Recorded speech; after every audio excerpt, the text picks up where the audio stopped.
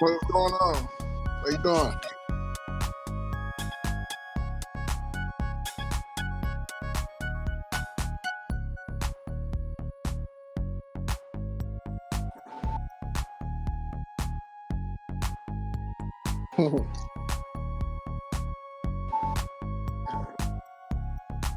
Good fish, huh?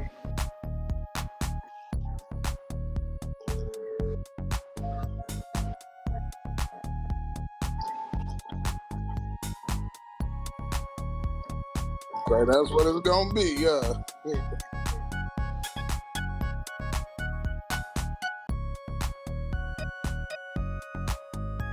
It's always Robinson pulling up with the foolishness. It's always Robinson pulling up with the foolishness. That shit. Thank y'all for tuning into the live. We finna go. Y'all thank Robinson for that. What's up, man? How y'all doing? Hey, man. I jolly pies for my tardiness, but I was in there frying a little tilapia. My sweetie, she on a girl's trip right now, so I was in there frying some fish for dinner.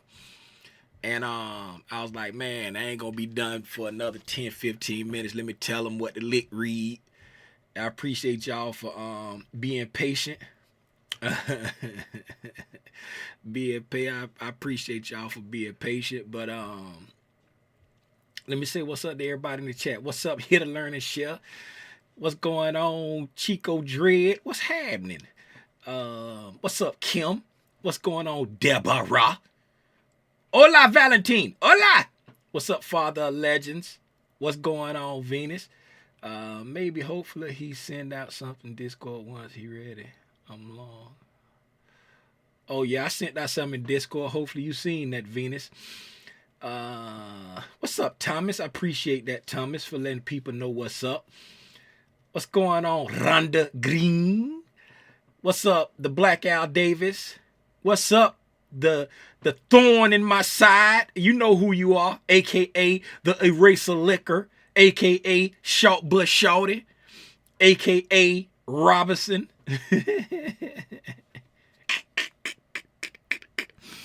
I never understood the term that old folk used to say, even the sun shine on the dog behind every now and then, until I saw Robinson's wife. I say, this man is so, how did he get such a beautiful wife? How did this vagabond get such a beautiful wife? Now I totally get that. I know exactly what my grandma meant when she used to say that all the time. What's up, Kashaya? What's going on, Sonia? What's happening, Lil Hawk? Michelle Tucker! What's going on? Hey, man, we got Throwback Gang, the whole gang up in here. What's up, Tish? We got Throwback Gang up in here tonight. It's Friday, and I'm ready to play. Got the old gang that came around way tonight. Hey, man, good evening. If this happens to be your first time tuning in to Tim's Tidbits, or if you're not part of the gang for real, let me allow me to say welcome. And if you're not part of the gang for real, make sure you subscribe and like. They be telling me I got to say stuff like that. Subscribe, like. Hey, join the membership. Hey, join the membership, get access to the Discord. They told the young folks, say, Tim, you got to say stuff like that on your YouTube. Hit the like button. They say you got to say that stuff because if you don't say it, people don't remember to do it. So you got to say it. They be tapped into what you talking about. You know what I'm saying? Forget what Robinson say. They be tapped into what you talking, and they forget to like, they forget to share, they forget to comment, they forget to try to join if they want to join. They forget all that. They say, you got to say that stuff, Tim. Now that I done said it. If it's not your first time tuning in to Tim's Did, I still want to say, welcome. But give you a nice hearty, well, thank you for always tuning in to Tim's Tidbits. If by some slither of my imagination you don't know who I am, my name is Timothy Lee Rogers Sr., a.k.a. Aranya Grande. That's Big Spider if you don't hablo Espanol. And you are now in tune to another episode of the Intra-Day Price Action Recap. And this is the weekly edition. Hold on. I ain't got no loud crowd, but I got some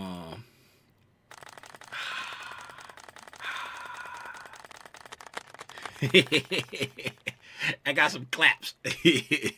Yeah. So let's go ahead without further ado, man. Let's get into it, man. We're gonna talk about the intraday price action, and we're gonna go over the whole week. We're gonna go over the whole week. As y'all see today, we melted down. I had shared some stuff in the Discord today. Let's talk about that real quick, right? Because we got a few of the gang members that you know, they be talking about when they marking their charts. You know what I'm saying? Sometimes they overdo it. Sometimes they don't know what to pick. Sometimes they don't know how to determine the bias.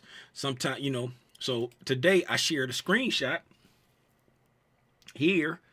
And where is it? This is it right here, I think. That's 11:13. That's not it. 8:05 today. Yes, this is it right here. I shared a couple screenshots, right? Shared a couple screenshots. If y'all in the gang, I shared this tracker with y'all before, right? I did share this tracker. This was a tracker that I was showing, like that I be using for my accounts. There's a couple of my accounts that I was showing. I shared this track. If I didn't share this tracker with y'all and y'all want it, I can send you a link to it because I got it from somebody online. This guy named Kimmel Trades. I got it from him online, and it's you know, it's like an easy way to track, like especially if you trade prop firms, right? If you trade prop firms, it's an easy way to track it. And whichever prop firm you trade, like My Funded Futures, Top Step, Apex, Alpha Futures, if you trade them, you just have to change. You hit the drop box, and you change it to whatever their consistency rule is. And then this shows you as you trade, you put in like your profits or losses for that day, right? You put in your profits or losses for that day. And this right here shows you, it'll show you like, it'll say if your consistency rule is met. It'll say yes if you've met the consistency rule over all your trades. It'll say no if you haven't met your consistency rule over all your trades for whatever the percentage is. And then it'll tell you, it'll say your highest trading day was this. So from now on out, your max profit day can't be no more than this. And you got this much before you got to make this much before you meet the consistency rule, and this is how much you got to go before you get to the consistency rule. So just say if it says no, right, and it say your max day was 500, and it say your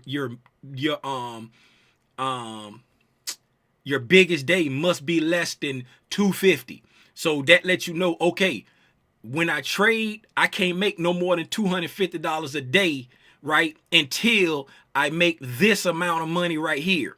And this is how much I need to go until I make that amount of money. So if it say I got to get $1,200 more before I hit 2,000, and I can't make no more than $250 a day until I make this 1,200. So it really lets you know like how much you need to be targeting to meet the consistency rule for like the prop firms. That's really why he made it, to like help it easy to track your trade. And I just use it to track my trades, right? And I still leave a 30% in there because Apex, they got 30% consistency rule.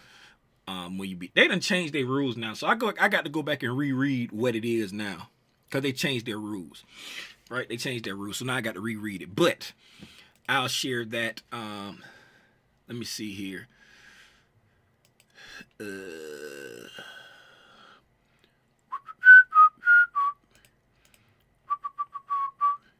then we're going to get into what I was talking about over there.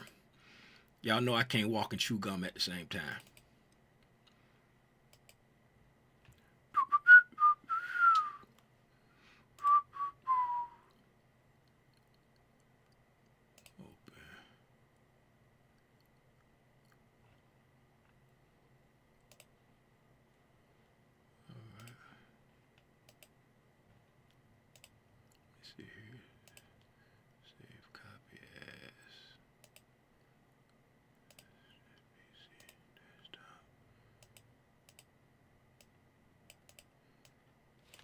Consistency rule. All right, save that.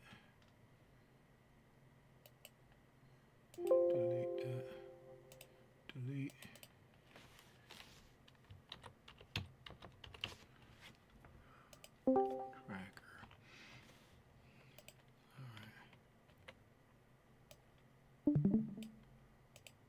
Okay.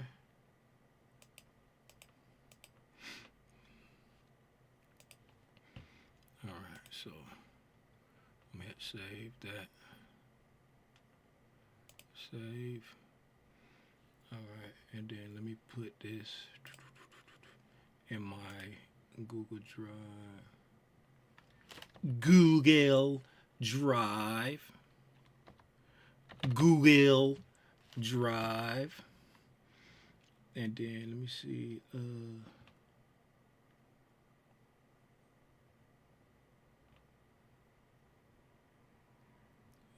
What folder am I gonna put this in? Weekly goal calculator. That's the weekly goal calculator. Robinson. Back testing tracker. That's something different. All right, trade tracker. Oh, consistency tracker. All right.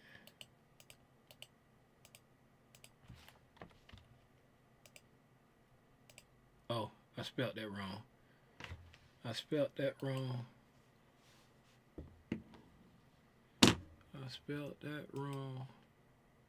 Consistency. Oh, there's no E down there. Okay. I'm spelling like I went to Ely. Consistency tracker. All right. I'm out here spelling like I went to Ely.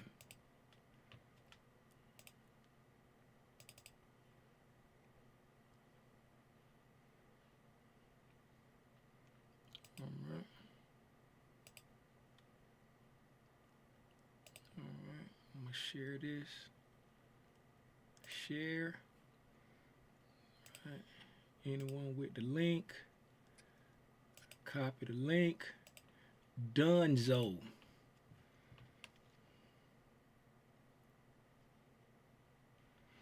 All right, so now I'll come over here and the link, I put the link in the voice chat right there. Ely has E, so you wouldn't. I put the link to the spreadsheet in the voice chat, gang.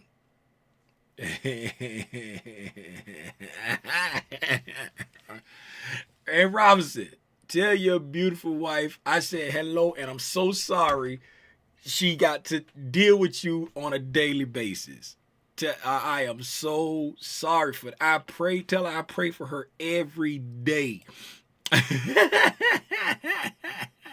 So, right, this is how we're gonna get to the price action, right? This is how this works, right? So you got right here in your consistency rule, just say if you trade in a prop firm, or even if you're not trading a prop firm and you want to say, I want to give myself a consistency rule, meaning I want to trade consistently so that, you know what I'm saying, I got a nice structured way of this is how much I'm risking, this is how much I'm making, so I can properly judge how effective my win rate really is, and it will coincide to my profits, right?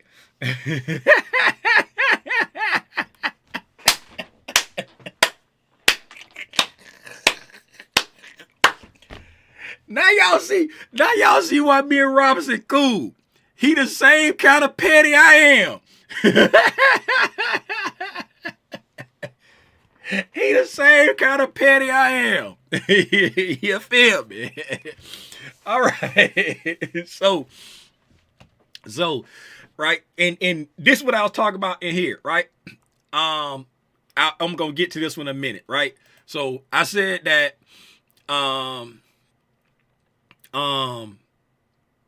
that this right here, your strike rate, that's only 1/2 of your profitability calculator, right? Because if you're risking this amount this trade, then you're risking a different amount the next trade, and you're risking a different amount the next trade. Or if you're constantly risking the same amount, but you're cutting your winners off before you make the amount that you're losing, that you're risking, right? So that's gonna like really affect. You can have like a really high win rate, but if you're not letting your winners go all the way to the profit target, this win rate, right? This win rate is not going to be reflected in your profits, your overall profitability. You know what I'm saying? Like, you can have a 73% win rate, but if your losers are bigger than your winners, then you might just be slightly profitable. Whereas if you go for, just say, at least 2-to-1 every time you trade, right, and you got a 73% or 78% win rate in that account, then your profits are going to be huge. You know what I'm saying? Because if you do a 2-to-1 and you only got 50%, you will be profitable. You know what I'm saying? If you got a 1-to-1 and you got 50%, you're going to be around break even. And after commissions, you might be a little red. You know what I'm saying? But you want to stay. That's the importance of having some type of consistency, right? With your trading, right? And in this case, the way the prop firms use it is they don't want you to have like windfall days where you go out there and you make like 80% of your total P&L in one day. You know what I'm saying? That's why they use the consistent rule. But you go in, right?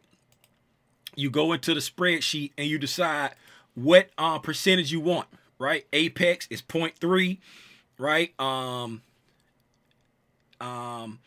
My funded futures is 0.4. I don't know what Top Step is. And then Alpha Futures, whoever that is, they 0.4 also. But you pick that, what you want over here. Boom. Right? And then the only thing you do after that, you just come over here and you put in what you made that day. Right? Let's just say you made $300 that day. Right? Boom. Right? Now it show you, right?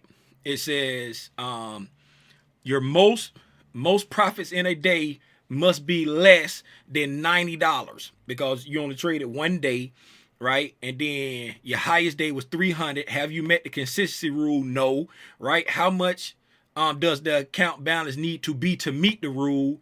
$1,000, right? Because you made $300, right? And 30% of 1,000 is 300. So right now you got one trade. So with one trade you made $300. Right? And 30% of 1,000 is 300. So it knows, okay, you need to make $1,000 right now to meet the consistency rule, right? And you got $700 to go, right? So you can't be slick and try to say, oh, I need to make $700 to meet. No, the profits in your day, right? If you go with like $90 a day, it say must be less than $90 a day. Right? You can't just go over here and make 700, right? So if I put 700 in there, nope, you still not consistent, right? And now now you got to get to 2333, right? To be consistent, and your day, it's got to be less than 300 for your days to add up. So you want to stay like making a consistent amount. Just say like 350 right there, right? So it say, you know what I'm saying, got to be that and less than that right there. And then now you got to also remember if you got like a certain amount of days that you got to get it in, then you want to make sure you meet those days too, right? 200 a couple days, then let's say you get another 300 day, right? Now you've met the consistency rule there, right? With 300, 350, 200, whatever. You met the consistency rule there, and I ain't putting no losing days in right now, right? And it says you're over by $183, right? You've met the rule and you're over by $183, right? And it calculates and it lets you know. Let's go in there and put some losing trades in there minus 150, 300 minus 150, right? Then we're gonna go with 250, right? And then we're gonna go, it says got to be less than 330, right? Just say if you got 8 days, just say you got to trade 8 days, right, before you can withdraw. Because I think Apex changed it to like 8 days and you can withdraw. So now this is my 8th day, right? I got a 71% strike rate, and now it's letting me know I haven't met my consistency rule. So if I want to get paid out, I know that if it says I'm $67 away from reaching my consistency rule, right? And I know I can't make more than $330 on my next trade because my trade got to be less than $330, right? Profits in a day must be less than $330 to stay within the consistency rule. So I can say, okay, I'm going to come in here and I'm going to shoot for $200, right? $200. Boom. Now I've met the consistency rule, right? And I'm $133 over, right? So now I qualify for a withdrawal. You see what I'm saying? And then if you want to, if you want to trade it so that you got a certain amount you want to get to, right? Let's just say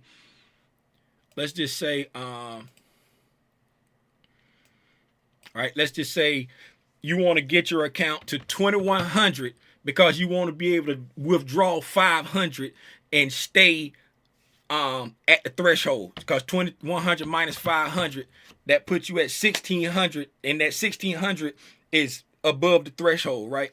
Well, let's just say you want to get to 2,300 minus 500, because that's going to leave you with $200 above the threshold, right? So you say 2,300 divided by 8, right? So $287.50 a day, right? So now we're going to go here and we're going to say 300, right? 300. Then we got like a losing day of 150, right? And then we took 2 losing days in a row. We did bad in 300, right? We consistently going for 300, right? Risking what's the name, right? And then gonna go 300. Okay, now you see it says we already met our consistency rule there. So 1, 2, 3, 4, 5, 6, right? We want our thing to be 2,300. Okay, so 300. So it's at 1,800 right now, and then 1,800 plus, and then now it says you want to withdraw. You want to get to 2,300 because you want to be able to withdraw $500. So now you see, okay, boys, somebody go take that stuff out of the oven. Right? You want to now you see it got to be less than 540, right? Whatever you make got to be less than 540, right? And so now if you go in and make 500, I was in the wrong spot. Now on this day right here, if you make 500 in that day right there, you meet the consistency rule, right? You meet the consistency rule, and your account is at 2,300, right? You've traded more than 8 days, right? You've traded more than 8 days. Because you got 2 losing days there. You've traded more than 8 days. You've got to the profit that you want to be at. So now you can take your 500 out, right? And when you take the 5, and they see it says you're $633 over the consistency rule level, right? So, and then remember I said when you take that 500 out, it's still gonna leave you over that threshold, right? So you take the 500 out, and then you still got over the 1600 threshold after you take out that. But that's how you use it right there. And then you see there you got an 80% win rate just off this fake thing that it can let you know this how much I need to trade, yada yada yada. Right? So that's enough of that. Getting back to this right here, right? So with this here, I shared this. I said I had just got up and I checked the charts, right? And I see that price had reacted to come here, right? And I said, hey, I see, right? I said I see that price had reacted to the discount PDub raise that I annotated last night. Now I'm watching this SIBI and this high, right? I'm watching those to see if price got a willingness to break through them, right? Moral of the story: always focus on how and why price moves when you're annotating your chart, right? Always focus on how and why price moves when annotating your chart, right? When price and as you see here on the screenshot, this was yesterday's range, right? This was yesterday's range. This right here was the new day opening gap when price opened up at 6 p.m. right there, right? And the PDub raise that I had highlighted is I got a prior day low and the high of a daily BISI marked out. I got a 1 hour fair value gap marked out.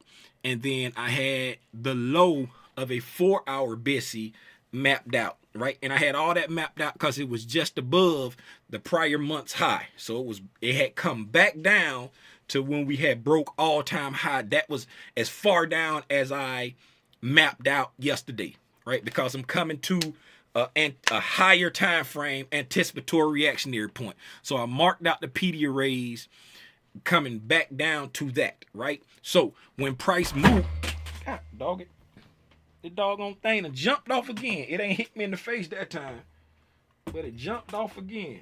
Think I got the ghost of Mabel Wable up in here with me, right? So somebody get the wires together, man. You know, I ain't got no wires. It's cordless. It just keep jumping off the thing. I probably when I be moving on the desk, I'll be like shaking it or something. I don't know. But somebody unmute in the chat and tell me why does price move? Price is seeking what? Two reasons why price move. Price is seeking what? Liquidity. And what's the second?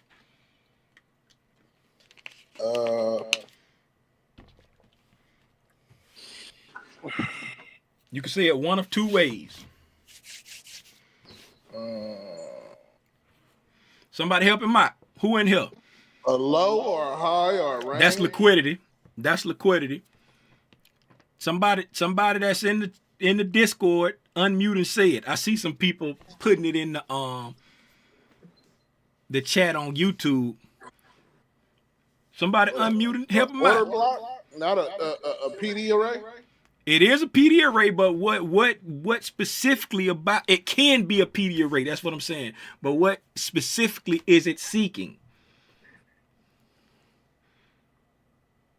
How does price like to be delivered? It like to be delivered how?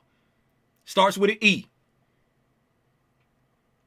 When you go up and down, when you go up, then you go down. What type of delivery is that? Expansion? Nuh-uh. If you go up, then go down in the same area, price has been what? Starts with an E. Right? Okay, so if price go up in one direction, right? What kind of move is that? That's a buy side what? Buy side.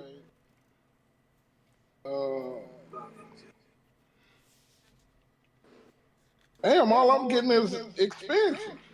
What does BISI stand for? Buy side imbalance. Imbalance.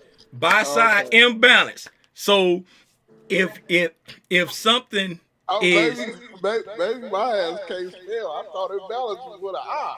yeah, it is. Imbalance is I, with an I.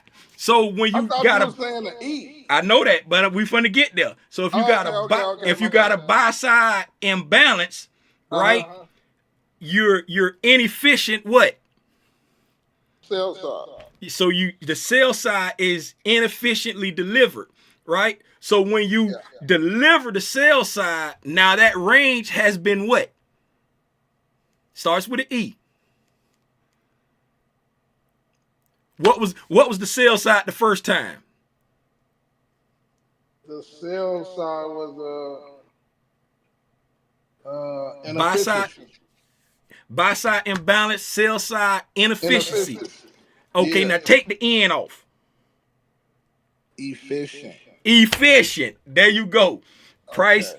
Price is seeking liquidity Efficiency. and efficiency, or you can say liquidity and balance, right? You can say Okay. liquid. So it always want to be efficiently delivered on the sell side and the buy side, and it's always seeking liquidity, right? So it seeks the liquidity to use the liquidity as rocket fuel to go and efficiently deliver the imbalances, Okay.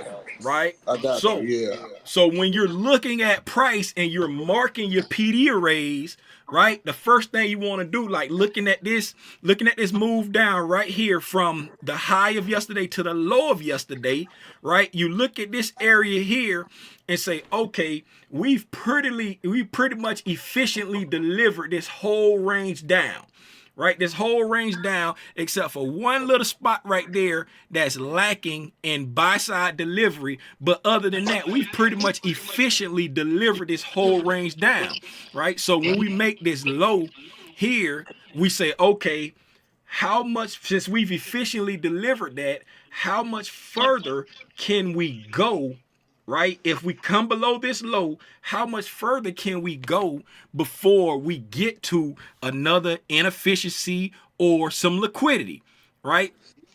And so that's what you're looking at. It can be above or below. You're looking at where are the inefficiencies and where are the which fair value gaps to choose. We getting that to Pesh, right? Where are the inefficiencies and where are the where is the liquidity? Okay, so once you identify that, what you want to do is, starting from top down, you want to identify where is, let's go to the chart and do this right here. Let's go to the actual chart and do this. We'll keep this over there for a second. All right, so what you want to do, like, let's go to a daily chart. All right, we're going to go to a daily chart, and what I'm going to do is, I don't need any of this. I'll take all of this off. All right, we're going to hide this. Matter of fact, I'll just hide all of this. Go down, turn all of this off, and then go back up to the daily chart. Okay, now I'm going to take off today. Hey, why did it get so big? I'm going to take off today's trading. All right, we're going to take today's trading off, right, so that we can go through it. Now, you start at the top, since we got the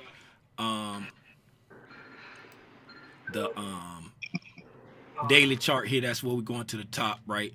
So you want to look down and say, hey, we stopped here, right? Where are the inefficiencies and where is the liquidity, right? So if you look here, I got marked prior day and busy, prior day low and busy high, right? Prior day low and busy high. Can do anybody see on the chart over here where that would be, right? Prior day low and busy high, right? Where over here on the chart will that be, right? Will it be here? Will it be here? Or will it be here? That's a 3. Number 3. Number 3. Who say number 3? J-Rock said number 3. Who say number 3? It's okay to talk, y'all. What y'all saying in YouTube? Who say number 3? J-Rock say 3. Who else say number 3? Ain't nobody going else? Deborah say number 2. We got a number 2. We got a number 3. We got a number 2. We got 2 2s. We got a 3. 2 2s and 2 3s. Y'all don't be scared to participate. We got a 3. No, that's same 3. Come on. 2 2s and a 3. We walk the talk. What we talking about? We talking about what did right here where I got marked on here prior day low and busy high on the daily. Right? With Michelle said 3. We got 3 3s and 2 2s. Is it 1, 2, or 3? The prior day low and busy high. We got price. Price has ended right here, and we getting ready to mark our chart. We're selecting the PD arrays that we're marking on our chart. To Pesh said 2, so that's 3 2s and 3 3s. Somebody give me one more. That's gonna be the tiebreaker, and then I'm gonna tell you which one it is. We got another 2. All right, so we get the 2s win it on the vote, and the 2s are correct. This is a prior day low and the high of this BISI right there. Right? So you got a daily fair value gap right here, and you got a prior day's low. So if you're looking at how does price move? What do we say price? What does price seek out? J-Rock? It seek out what? Liquidity and efficiency. Yes, liquidity and inefficiencies. So in this spot right here, we got the bifecta, if you will, because we got liquidity resting under a low, and we got a huge inefficiency, right? So that right there is going to pique your attention, right? And I didn't mark out the daily fair value gap with a box because when I went down to the lower time frame, I had other stuff that I wanted to mark on the chart. Okay, so that's why I just simply marked it out saying I got a prior day's low here, and that's the high of a BISI, right? Because it's the exact same spot, right, on the day. Okay, so that's that. Boom. We're going to make that bigger so y'all can see it. Okay. Get out the way, ugly writing. All right, so we got that marked out. And then we had a 4-hour BISI low, and we had a 1-hour fair value gap actually marked out. So let's go down to the 4, because we marking that, right? We know this is our BISI high, and so we know we're watching this entire BISI right there. Now, this new day opening gap, that came into play later when I was watching price. You know what I'm saying? That came. Hey, shout out to Pesh for joining the gang, man. Shout out to Pesh for jumping in to be a black spider, right? To Pesh, if you go to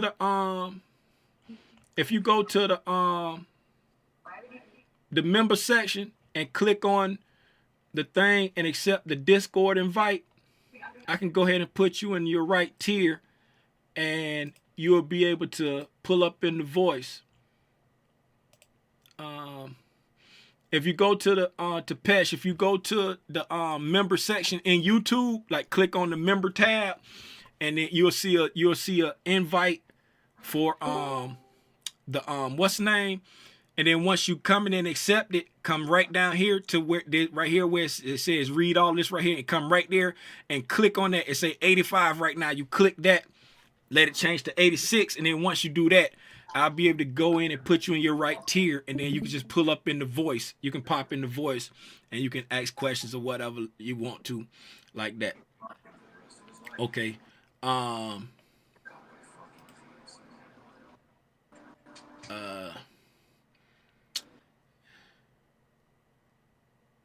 y'all was typing in the can't he mute? Oh, J-Rock, they said mute. They hear some background noise. There you go. All right. So, what was I saying?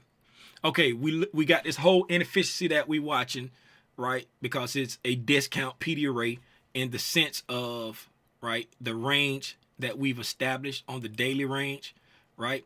Coming below this 20,677 puts us into a discount of this entire range, right? This PD array overlaps that, and then we also have a actual daily PD array that's in the discount down there. But y'all already know I'm not marking out on the daily time frame. I'm not marking this one out until I see what's going on with this. Until if I see, okay, we're disrespecting this one, you know what I'm saying, closing below consequent encroachment, then I'll put that on my chart to say, okay, that's where we're going now, because that's a daily time frame and it's a lot going on, you know what I'm saying, in a day right now. You want to mark out the ones that's important to current price, right? So we're marking out that prior day low because that's a PD array. We're marking out this BISI, that's a PD array. And then when we go to our what's up, Tepesh? Welcome. Let me come here and make sure I put Tepesh in the right thing. Put him in Black Spider. Tepesh, I'm glad you got the same name as your YouTube, because a lot of people be pulling up with a total different name. Members. All right, Tepesh. Add you to the Black Spiders. All right, Black Spiders. Boom. You Gucci. Now you should have access to like the Black Spider tier and stuff like that. Welcome to Pesh. And we got we have Q&As for the Black Spiders on the first and third Sunday. So there's a Q&A coming up this Sunday for the Black Spiders that you will be a part of. So the first and third Sunday, at 7 p.m. So Sunday at 7 p.m. on the first and third Sunday every month, the Black Spiders have a Q&A, and then I'll be doing random pop-ups. You know what I'm saying? Sometime like I'll just be like, hey, I'm about to jump on, y'all get on. But the first and third Sundays at 7 p.m. East Standard Time, those are the scheduled Q&As for the Black Spiders. And it will be in the first Sunday is inside the first Sunday channel, and the third Sunday is in the third Sunday channel right there. So first Sunday, third Sunday, and then when I be popping up, I be in the I Stay Popped Up. Whenever I'm on like a public stream, I'm on the Voice. I'm in the Voice right there whenever I'm on a public stream. Now, let's get back to what we were saying. Y'all welcome to Pesh to the gang, man. Y'all welcome to Pesh to the gang. Put some love in the chat for Tepesh. All right. So we go down to the 4 hour, right? So on the 4 hour, we see that we have, this is our BISI, right? That's our BISI high and our prior day low, right? So we're looking, okay, we got liquidity down here, okay? And then below the liquidity, right? What do we always want to know? How far can it go, right? How far can it go? And what we don't have showing right now is our prior month's high, right? That's a prior month's high right there. Right, that was our prior month's high. Right there, box top month. Okay, that was our prior month's high. Okay, so looking at the 4 hour, right? Looking at the 4 hour, we look and say, okay, this is our daily liquidity there, right? That's our daily liquidity. How far below the daily liquidity can we go? Okay, we have a 4 hour imbalance right there. And then we have a prior month's high, right? Yes, we have stuff still down here, but we're not trying to mark everything on our chart, right? So we want to say, okay, we're coming down to a monthly level. So this monthly level may stop us and send us back up. So until we start to disrespect that, I'm not going to worry about stuff down here until we start showing signs of disrespecting that. So for that, we have a 4-hour BSC that's right there, right? We got a 4-hour BSC that's right there. And, right, so when I mark that out, as you see, I don't have it marked like that here, right? And the reason why I don't have it marked like that here, because you'll see in a second. Let's move this down. Let's copy this down, right? Let's copy this down and go ahead and do this here. Mark it out while we're here, and then I'll show you BSC low on the 4-hour, right? BSC low on the 4-hour, okay? And then now when I drop down to the 60-minute time frame, right, you see here inside this 4-hour PD array, there's an hourly fair value gap there. So that's why I just annotated the low of the 4-hour, and then the high of the 4-hour and the high of the hour is the same spot. So I just marked the low of the 4-hour, and then I changed this to the 1 hour. Right? Just change that to the 1 hour. So now I know, okay, from that high to that low, that's my 4-hour, and then my 1 hour is there, right? My 1 hour is there, and then there's the monthly low. I mean the monthly high right there. So when you're going in and picking out your PD arrays, right, you want to look for why is price moving. It's moving toward liquidity and inefficiencies, right? So once you get to that liquidity, or you say, okay, once price gets to this liquidity, if it gets there, how far can it go, right? And then you mark out those important PD arrays until you get to a point where you say, okay, now I want price to show me what it wants to do here. And in this case, that point is our old monthly high, right? And then, and when you look at it, you can squanch your chart up and say, okay, price is at all-time highs, right? We don't have anything to go to up there, and we're looking like we're creating a market maker sell model, right? So you start thinking about all of this stuff, right? Tremaine,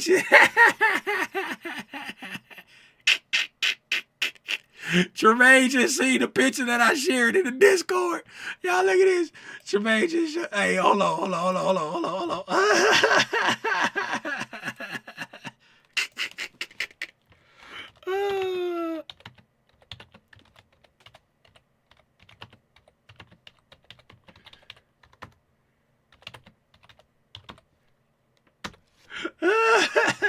You see, so check this out, right? So somebody shared this picture right here in the Discord earlier, right?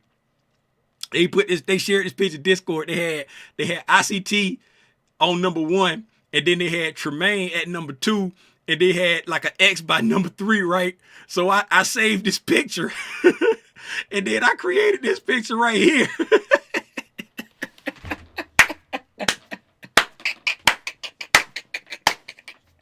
I created a picture here where I put ICT number 1, me 1.5, and then Tremaine 2.99. And then not only did I do that, I made him smaller, and I made me bigger than him. And then not only did I do that, let me come over here and put it on so y'all can see it good. I knocked everything down, right? If you look close right here, I put a goat on ICT. I put the spot on me, and I put a cap.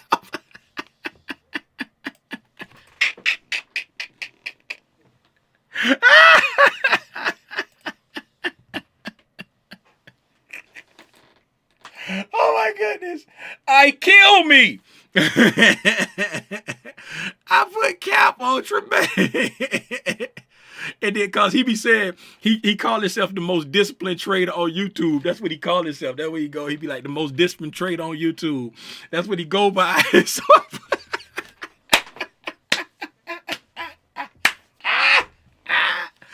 oh my goodness. Okay. Now back to what we was talking about, man. I'm sorry, y'all. Y'all know how I get. Y'all know how I get. I'm sorry, y'all. I'm sorry. Here we go. So, all right. So you can look at it and say, okay, we're in a possible market maker sell model.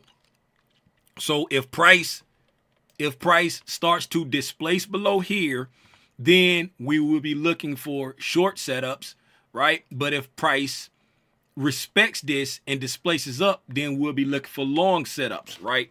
So that was the whole idea behind when I shared this screenshot over there. Right, there's did I close the screen? No, I didn't. There it is. Right, when I shared this, as you see, we had come down. Right, we had come down to all the PD arrays that I had marked out. We came down to the let's go into the chart and look at it on the chart. Right, so what time frame is that? That's an hourly chart. Okay. All right, so price was one more. Uh-oh, no, too far. Oh, that's what it was. The candle went fin. I'm like, why can't the candle? I took the screenshot when this candle was still printing. All right, so that little red candle right there, right? That little red candle right there ended up being this red candle right here because price was still printing when I you see that hour had just started. It said it was 58 minutes and 26 seconds left on this candle. So that's that candle right there. Right? So that candle had just started. And as you see, we had come down to, right? It came down just above the monthly high, came down to that busy low, right? Came down to that busy low, and then we had traded back up to the high of the prior day's low and the busy. So that's why I was like, I'm watching. I didn't mark it out, but I was saying I'm watching this SIBI and this high to see if price gives us some kind of displacement above it, right? If we come up here and get displacement above that high, right, that would give us a bullish break in market structure on this hourly time frame and showing some type of strength to want to come back up into this range some kind of way, right? So that's why I was like, I'm watching this and I'm watching this to see if price got a willingness. And if you notice what I put in there, right, I said and this is what you got to remember. When you're watching price, you don't want to try to force your opinion on price, right?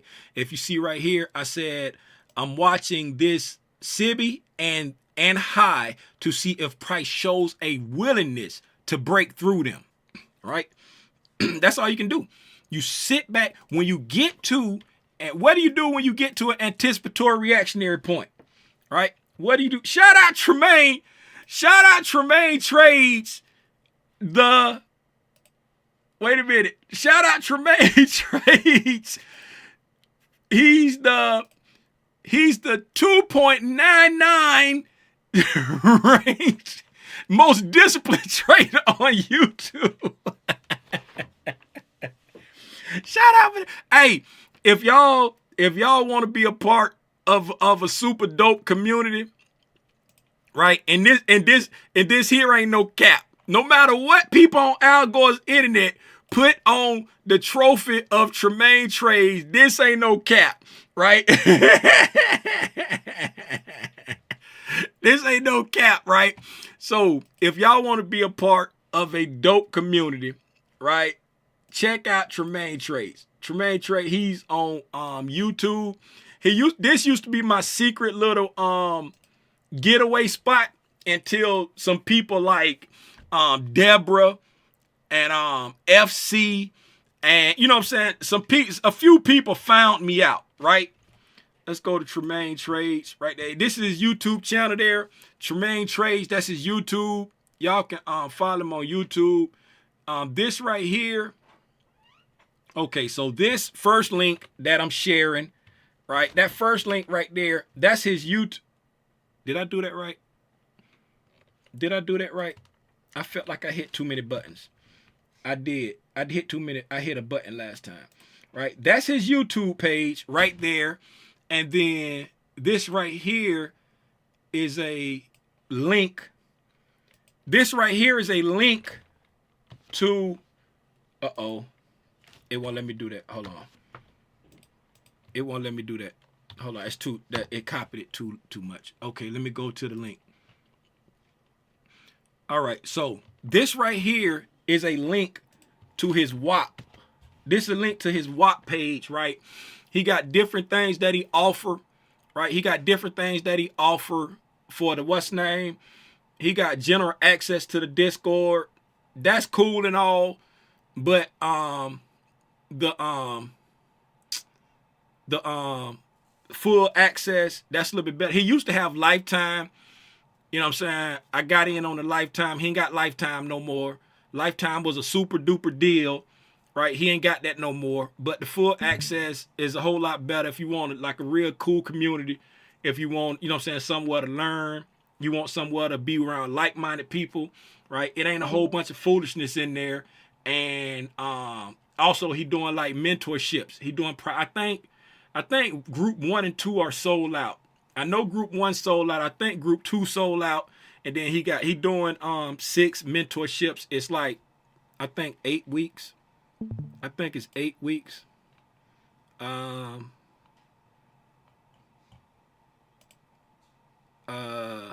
So it go from April, the third one is April 28th through June 20th. So whatever that is, y'all do the math, right? Cool dude, young man. He a young man, got his head on his shoulders, real cool, and he know how to trade, and he know how to be super disciplined, right? He know how to be super disciplined. Go support the nephew, man. Now, back to what I was saying. And y'all know I stopped shouting people out. Like remember back in the day when I used to shout people out, and then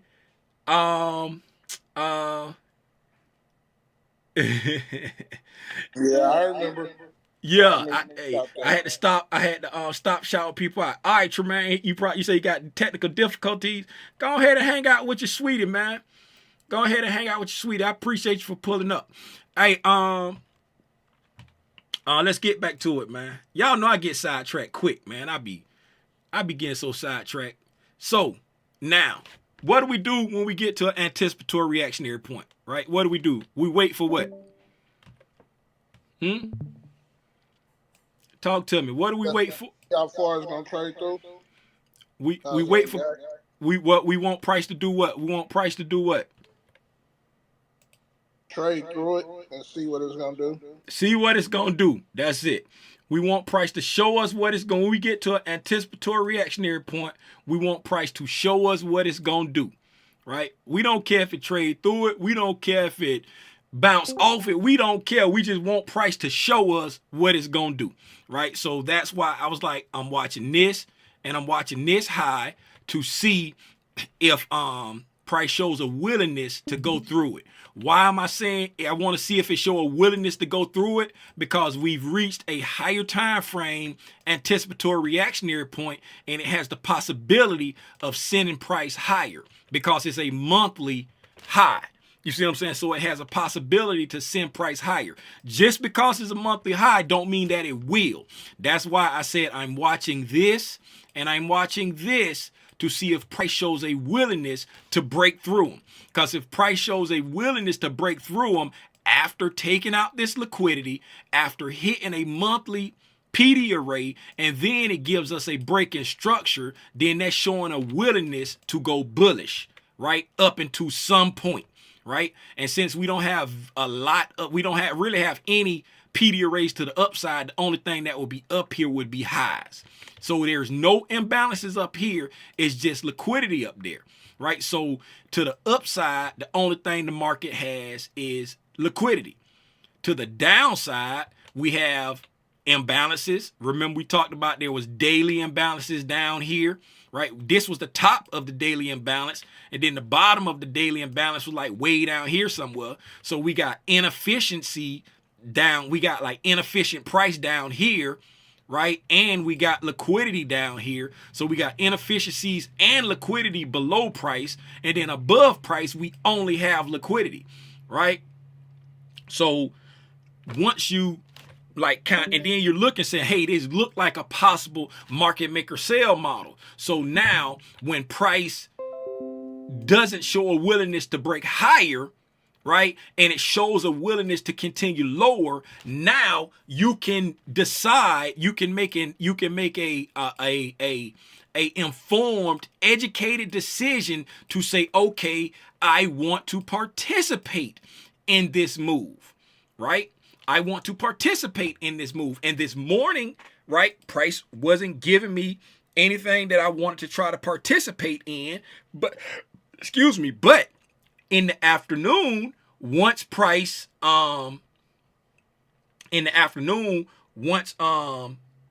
price had showed me that it wanted to stay bearish, right? Then I was able to trust any short setups that I could see, right? Let's go ahead and put the rest of the day on, right? So now once we put the rest of the day on, yes, that's the last candle right there. So we got the rest of the day on, okay? Now, these are hourly candles, but once you see here, this was the area where we said we watching this fair value gap in that high to see if price shows a willingness to want to break through them, right? Right there on the candle that I was talking about, we still had, that candle had just started, right? That candle came down, closed there, right? Still not showing a willingness to break through there. The next candle dropped, right? This 9 o'clock candle dropped, boom, hard, right? So at this time, let's go down to a 15-minute chart. Right, so at this time here, right now, and let's mark out 9:30. We're going to mark out 9:30. Right there. That's the 9:30 candle right here. So this, matter of fact, let's do it like this. We're going to come here to 9:30, right? And that there is our 9:30 open. Okay, that's our 9:30 open.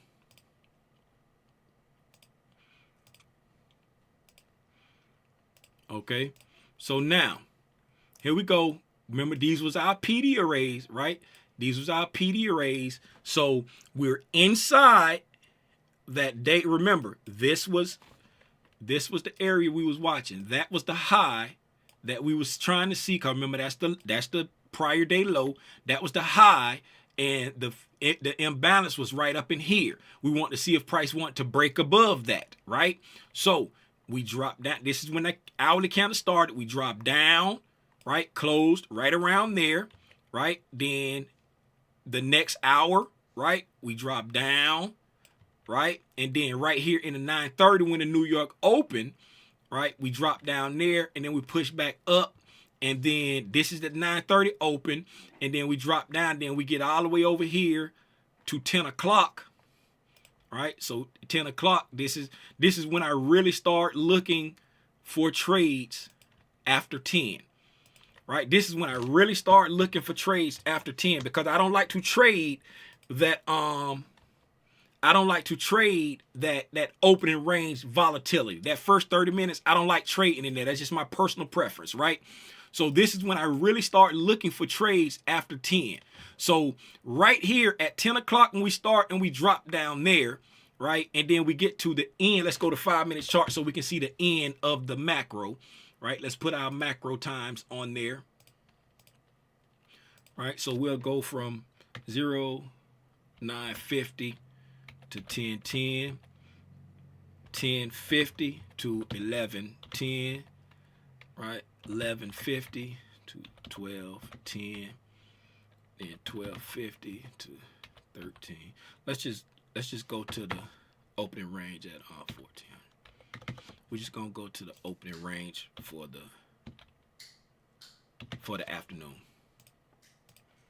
Right? We're just gonna put the opening range for the afternoon on there. Okay. So now As you see here at the end, this green shaded area here is the end of, that's the 950 to 1010 macro, right? So at the end of the 950 1010 macro, right, we can see that, and you can even see it here on the 5-minute first presentation, right? So on the 5-minute first presentation, you can see that that was the short for the morning, right? Coming off the 5-minute first presentation. And you say, Tim, what do you mean the 5-minute first presentation? You can have a first presentation on whatever time frame you're watching. If you're watching a 30-second, if you're watching a 1 minute, if you're watching a 5-minute, if you're watching a 60, whatever time, price is fractal. So on the 5-minute first presentation, right, you can see that this would be the 5-minute first presentation over there, because that's the actual 9:30 candle, right? So that, this right here would be the 5-minute first presentation right there, right? But the 1-minute first presentation is up here, and off of the 1-minute first presentation right there, right, you see that that was the short for the morning, right? That was the short for the morning. But since this is the short for the morning, it's happening right when, now I'm starting to look for trades here. So I'm not paying attention to, okay, we just traded back up to the first presentation, because I probably didn't mark that out until, you know what I'm saying, we was like in the macro time, because like I'm still getting myself together. I'm still marking stuff out. But as you can see, that was the short for the morning, right? That was the short for the morning. So for the morning, right, price didn't give me anything that I was interested in, right? Because after this short here, now down here, I'm just chasing price. This is too far for me to just try to get into a short, right? I'm just chasing price right now.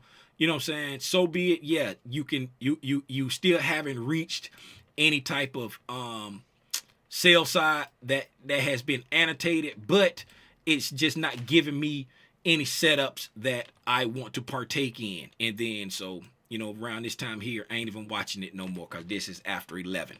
Okay, so, but once you get that let's go back to 15-minute charts, right? So once you get that warm and fuzzy, whatever your warm and fuzzy is, right? Notice we're inside the daily fair value gap. I don't know if y'all can see it or not, but this right here is consequent encroachment of that daily fair value gap, right? That we have. Let me see. Make sure that's the daily. I don't know what that is, to tell you the truth. That's the range. Okay, that's the range, right? So go back to 15-minute. Right there, this is equilibrium, right? That's equilibrium of that range from the low to the high, right? So now we've come down right here. We're at equilibrium, right? We're at equilibrium for the entire range, right? For the entire range. And that's, we broke through that equilibrium during that first macro right there. So now we're in the discount of the entire move, right? So now that we're in the discount of the entire move, right? Now you got to decide, okay, is price, right? Does price look like it wants to complete a market maker sell model, right? Do it look like we're on the right side of a market maker sell model, or are we, right?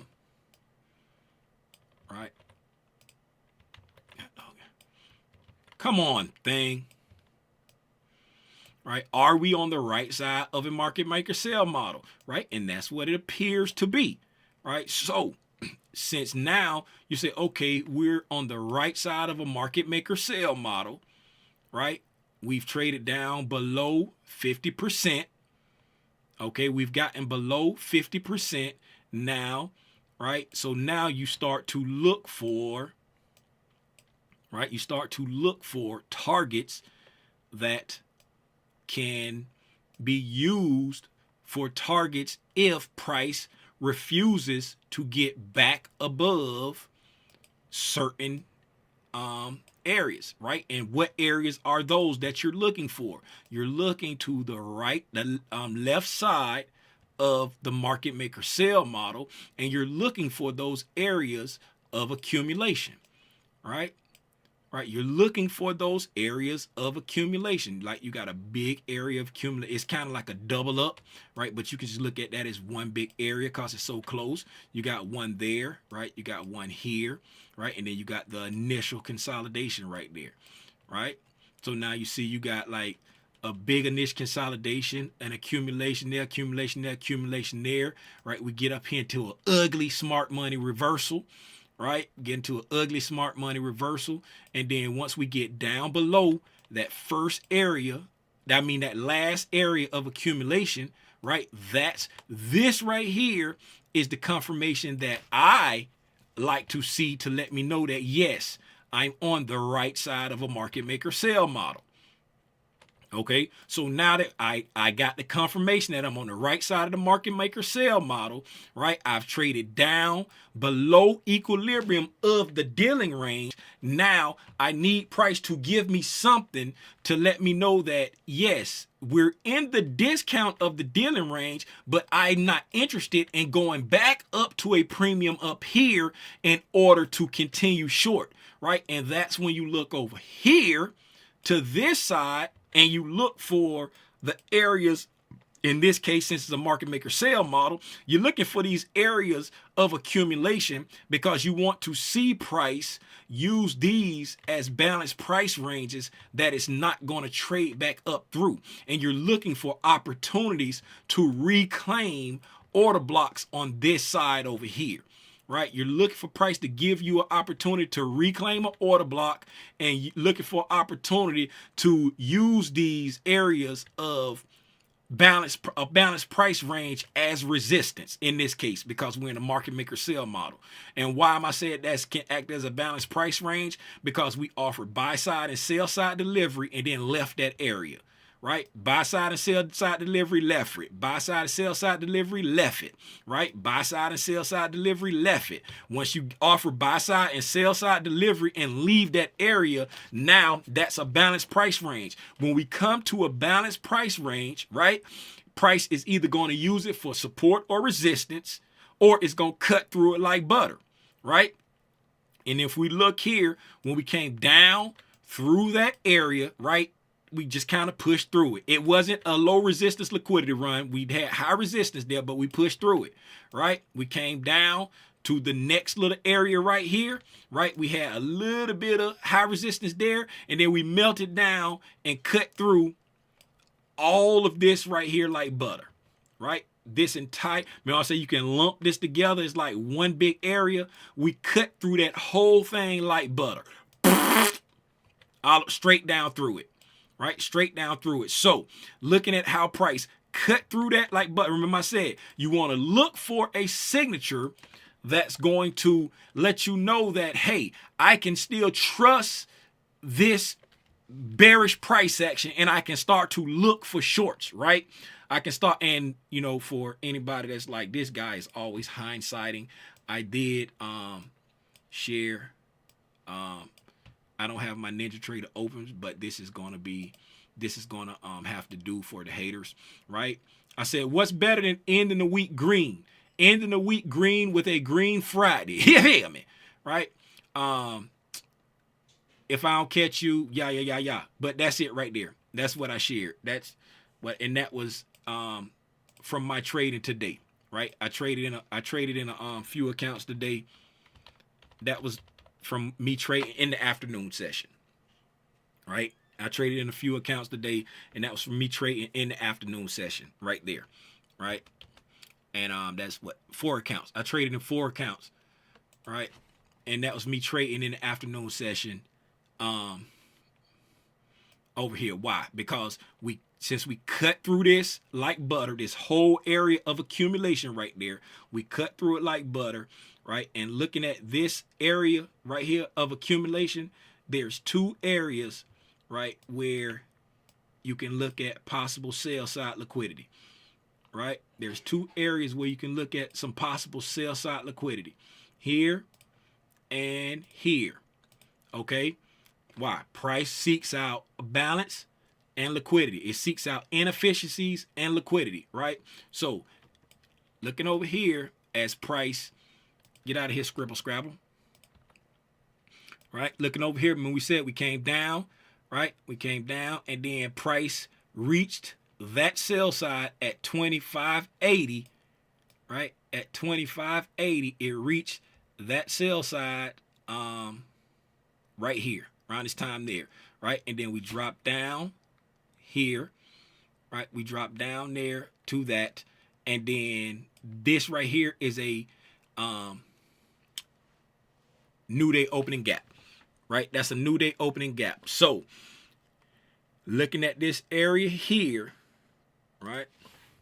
Looking at this area here inside there, right? This is the little scalpozoid area that I was playing around in right here, right? Looking at this little scalpozoid area there is where I was playing around in here. Played around with some shorts over here, played around with some longs over here, right?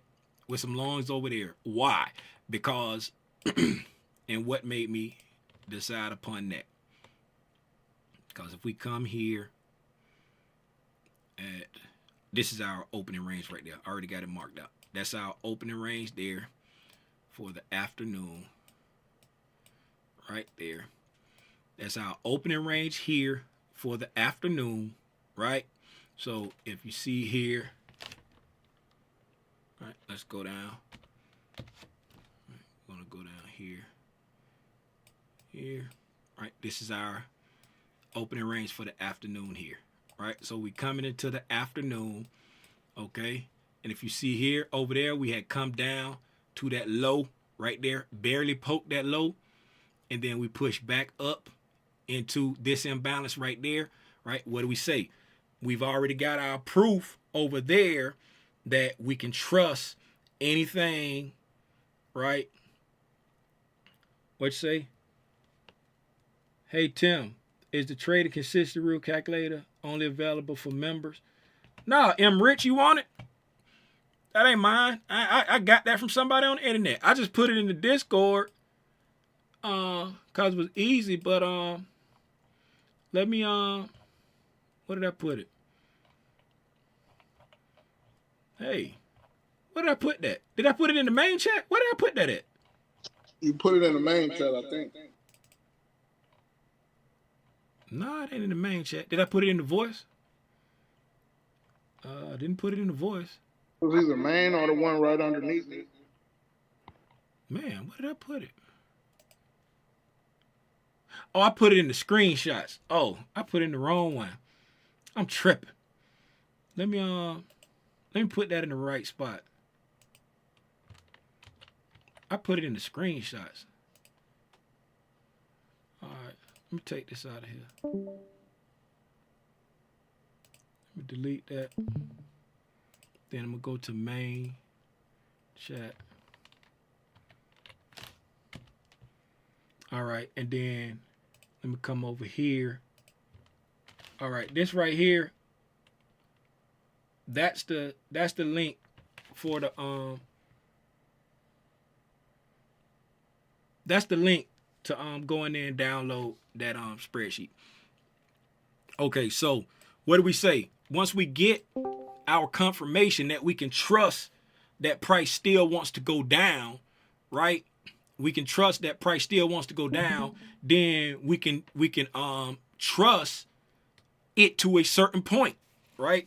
And how far are we gonna trust it to? That's up to you, right? But me, y'all remember when I said, you know what I'm saying? I'm trying to get me a little change. You know what I'm saying? If I get me 200-300 per account, oh, I'm Gucci. And then I got a one account that I can't get no more than 300 a day, right? So I'm just trying to go for that. So when I see we had a new day opening gap right here, we had a new day opening gap, price totally respecting it, right? We take out buy side, we displace lower, we trade back up into the imbalance, and then we respect that high, we respect that high, we respect that high. Price is still showing heaviness, and we barely poked up under this sell side right there. No. I want a deeper dive. So when we coming into our kill zone, right? We coming into our kill zone. Now we drop down, right? We take out that low, right? We trade back up where? Into the imbalance. Short time. Boop. There you go. Go deeper up under the sell side. Booyah. Give me my money. You feel me? So now we've come down deeper up under there. Now I'm saying, okay, now it's coming into 2 o'clock on a Friday. It's 2 o'clock on Friday, 75 degrees. We coming into 2 o'clock on a Friday, right? What I'm thinking about now, profit taking time, chilling out. What are we below? What are we below right here, right? What's this right here? We're below what? This is sell side, but what the sell side rests below? Somebody, done. Don't say nothing, J-Rock, done. What does sell side rest below, right? We're below what? Done. Stop acting like you can't unmute and talk. Done. We are below what? I'm half paying attention. Say that again. This is sell side liquidity, so that means we are below what? Sell side liquidity, that means we are below. Sell side rests below what? Equilibrium? Buy side rests where? Oh, above highs, below lows. Okay, sell side rests where? Below lows. Below lows. So we are below a low right now. So in the sense of accumulation, manipulation, and distribution, or consolidation, expansion, reversal, retrace, delivery. Once we come to our delivery, what are we doing at that delivery? We are doing what with our positions? We are, what are we doing? Distributing? We're distributing our positions, right? And if the smart money starts to distribute positions, right, price is going to do what? If you start distributing below lows, what is price going to do? Reverse?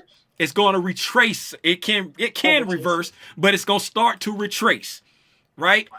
Smart money, retail calls this profit taking.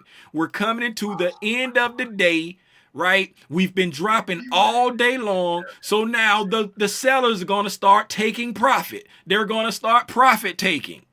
You see what I'm saying? So now that I've got a short and I've come down, got a deeper dig up under these lows, now I'm anticipating smart money to start distributing their positions because they have been selling all day. So now if I'm anticipating smart money to start distributing positions, right? When I get a bullish sign, I can now trust that we are going to go up to a certain point, right? At this point, what have we done inside this, well, before the opening range, but inside this opening range right here? This opening range for the afternoon, what any opening range, what do we look for in the opening range? And what do we look for in the opening range, any opening range? Somebody tell me, what are we looking for? No, not manipulation, but what are we looking for to be established in an open range?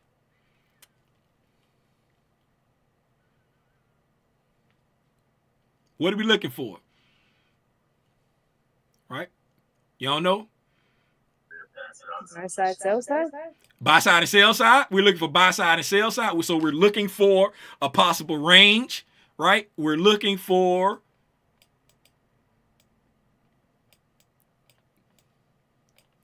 you want me to spell it all the way out? The PD arrays.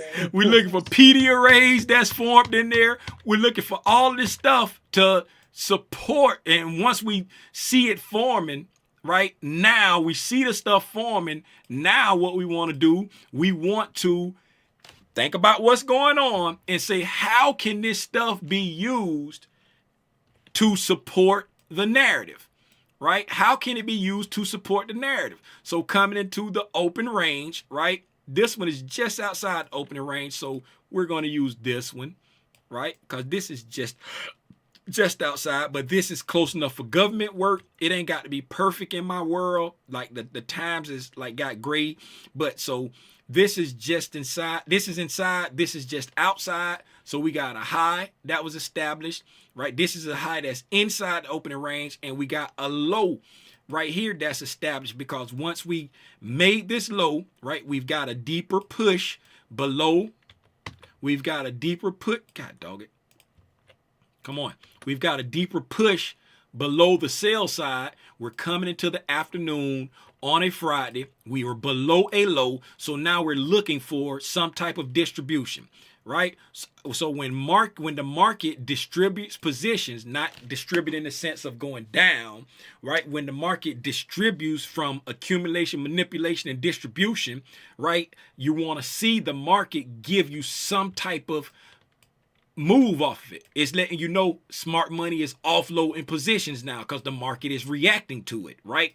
So once we anticipate in smart money to offset positions down here, when you see something like we consolidate here, right? And then we break lower and then we immediately reverse with displacement. When you come back into that area, long time, right? Why is that? Because we have a high, we got a low, right? We got a high and a low that has been set, right? Prior to this dip down, we had a high and a low here, right? So that was your high, that was your low, right?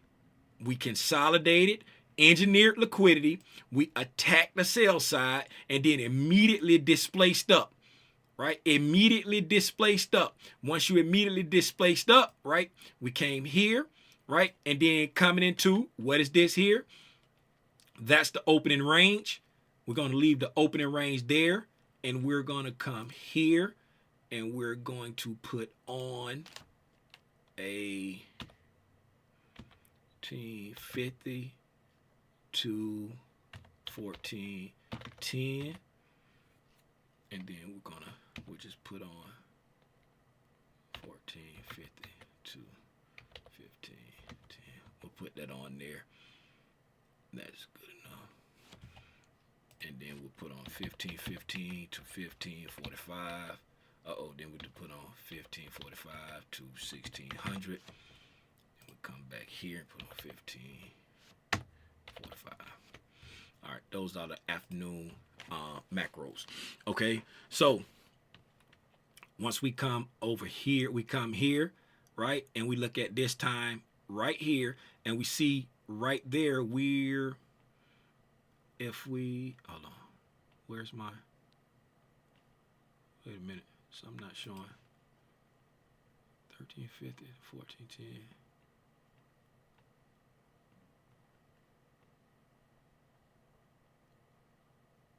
Oh, I took my other one off.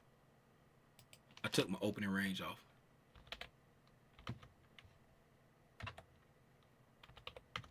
I took my opening range off. So we'll put the opening range back on. Okay, right. So boom. So this is our opening range right there, right? That was our high. Let me take some of this other stuff off. Right? That was our high. Right? We had a high, we had a low right there, right? And then now we're coming into the macro time, right? Coming into the macro time, we're engineering liquidity, right? We attack the sell side, right? What is the algorithm's job during macro? Liquidity or an imbalance. It's going to seek liquidity or it's going to seek an imbalance, right? So we attack the sell side, taking out liquidity, right? And then we displace up, right? Once we displace up, right? Inside the macro time, we come back down into this imbalance there, and then we push back up here above that buy side. But where do we stop? We stop here at the low, and we also stop here at an imbalance, and we also stop here at this bearish order block, this bearish mitigation block. We're stopping at this PD array there, right? And then we start to kind of chop there. We're starting to chop. Now, we already said we are down here at we're in the profit taking time, right? Time, right? We're at the end of the day.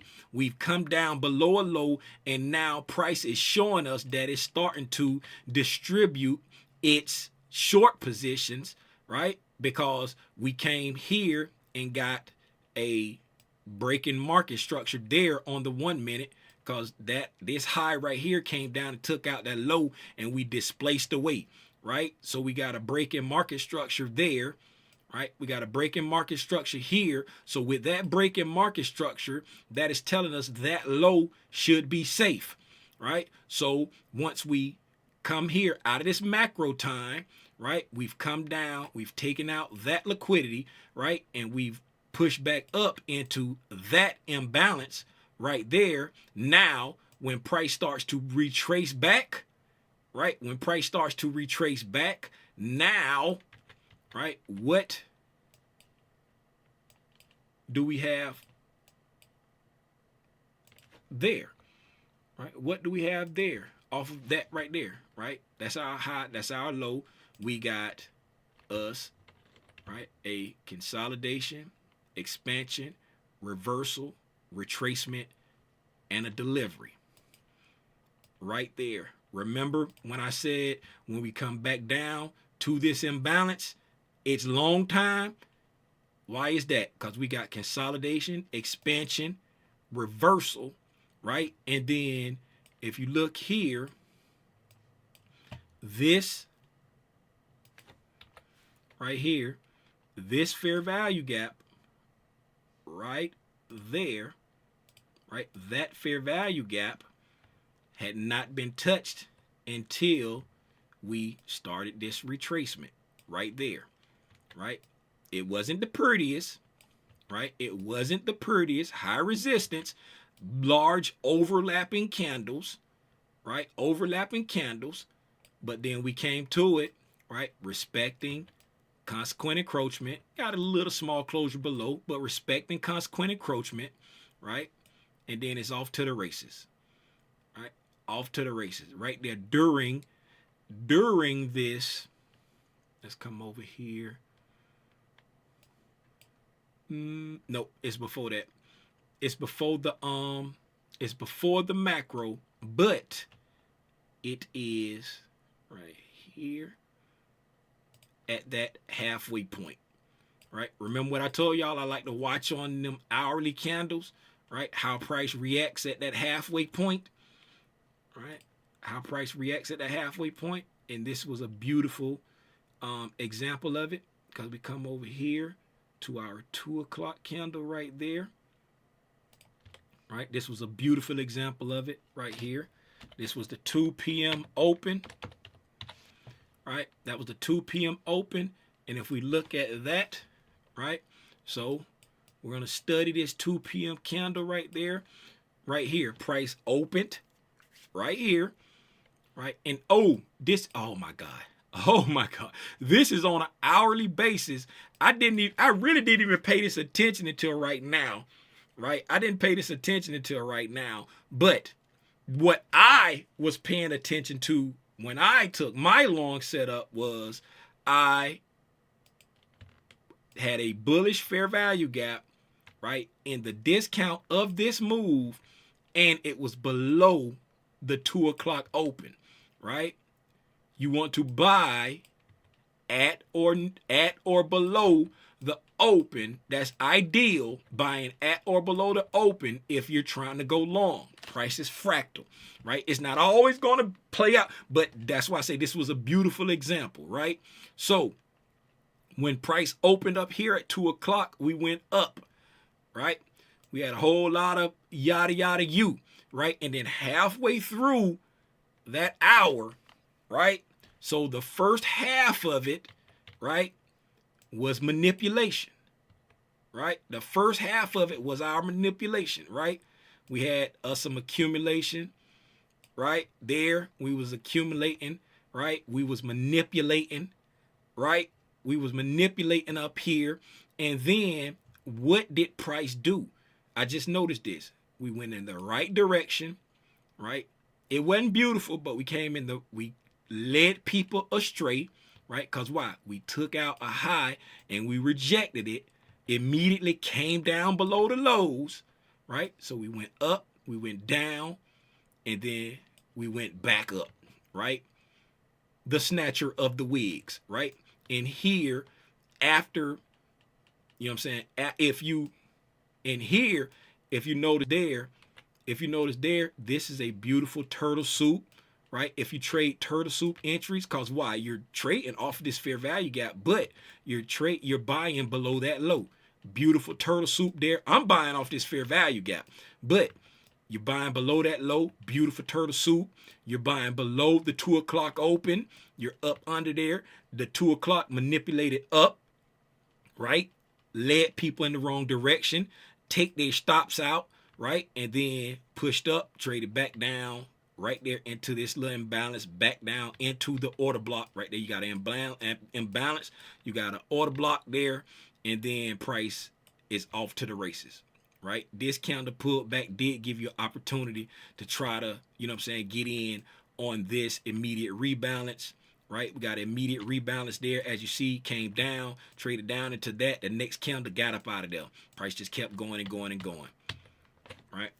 So that was a beautiful example of looking at the fractal nature of price, where price at the beginning of the hour, right, had a bunch of manipulation going on, hit them with the wig snatcher. Smart money got long below the lows, right? Smart money got long below the lows, gave you opportunity to come back into that fair value gap, right? We had our expansion, reversal, retracement, right? And come up here to deliver where? Back above the highs over there, right? We came above these highs first. Did we make it to that high? Right? And did, right? And once we get above the highs, right? How do you know that we're offsetting positions, right? We got a nice little pullback there. Got a nice little pullback there, right? Offsetting positions, came back down into the discount of this leg right here, right? Now we're here inside this get out of the way, this 250 to 310 macro, right? What does price do? Trade back down into an imbalance, reverses, goes back to liquidity inside the macro time frame right there, right? Same thing, another macro time here, trade up above that liquidity there, drop down below that liquidity there, inside that macro window there, right? And then the final macro at the end of the day, right? Trade back above that liquidity up there, right? Pull back. There you go. I know I said we was going to go over the whole week, but we got caught up in a whole lot of stuff. And hopefully y'all got I took those same trades with the what's the name in mind? The TGIs Friday. Thank God it's Friday. TGIF? Yeah, that 20%. And if you notice it, that's exactly where it went. Yeah. For today's range was that 20%. Yeah. I'm glad you said that. Like, cause a lot of folk be asking about the TGIF, and this can be a week that you can look for stuff like that, right? You can look for stuff like that on a week like this. And if you look here, let's go back down. We'll just go down to 15 minutes, right? We'll go down to 15 minutes, and let me hide all this other stuff. Matter of fact, I could just take all this stuff off. I don't need all that anymore. All right, so and I can hide this. Well, I leave that. All right, so if we look at, right, the week, right? If we look at the week, right, your TGIF, right, you're looking for the opportunity of price trying to trade back into 20 to 30% of the range, of the weekly range, right? So if you're looking for the opportunity to get a trade back into that direction, does it have to get there? No, it don't have to get there. It'd be nice if it gave you all of that, right? But all you're doing is looking for signatures that is willing to start that out. You know what I'm saying? Start in that direction. And you could have used that as a premise of believing in the long setups over here, because you're looking for a TGIF setup, right? You're looking for a TGIF setup, and we get down here below the lows we was looking at, and then price starts to offer, you know what I'm saying, a willingness to go back up. And then even if, let's just say, like, and Michael also taught, if, like, just see, like here, where price didn't actually make it to the TGIF, right? A lot of times on the following day, you could look for that, on that Monday, you could look for that TGIF setup on that Monday. Like, if price don't actually make it there. He's taught that also too. All right, so you can use that as a premise of looking for a reason to believe in taking the longs after we've reached. But you don't want to try to pick the bottom. You want to base it off of, you know what I'm saying, true anticipatory reactionary points, and then look for the signatures, right? Look for the signatures. And while we got the chart up here, we can see that this week, this was the start of the week, right? That was the start of the week, and it was just a rough week, right? We talked about that the other day, right? A lot of high resistance move, right? High resistance move, right? High resistance, high move, high resistance, you know what I'm saying? And just kind of, today was just like a melt off, right? But it was a whole bunch of high resistance liquidity runs throughout the whole week, right? A whole bunch of high resistance liquidity runs throughout the whole week. And then you can, even in the high resistance, you can see price play out, because when you're looking for a move to the downside, what do you want to see price do first? Right? Before you look for a move to the downside, what do you want to see price do first? Right? Somebody tell me.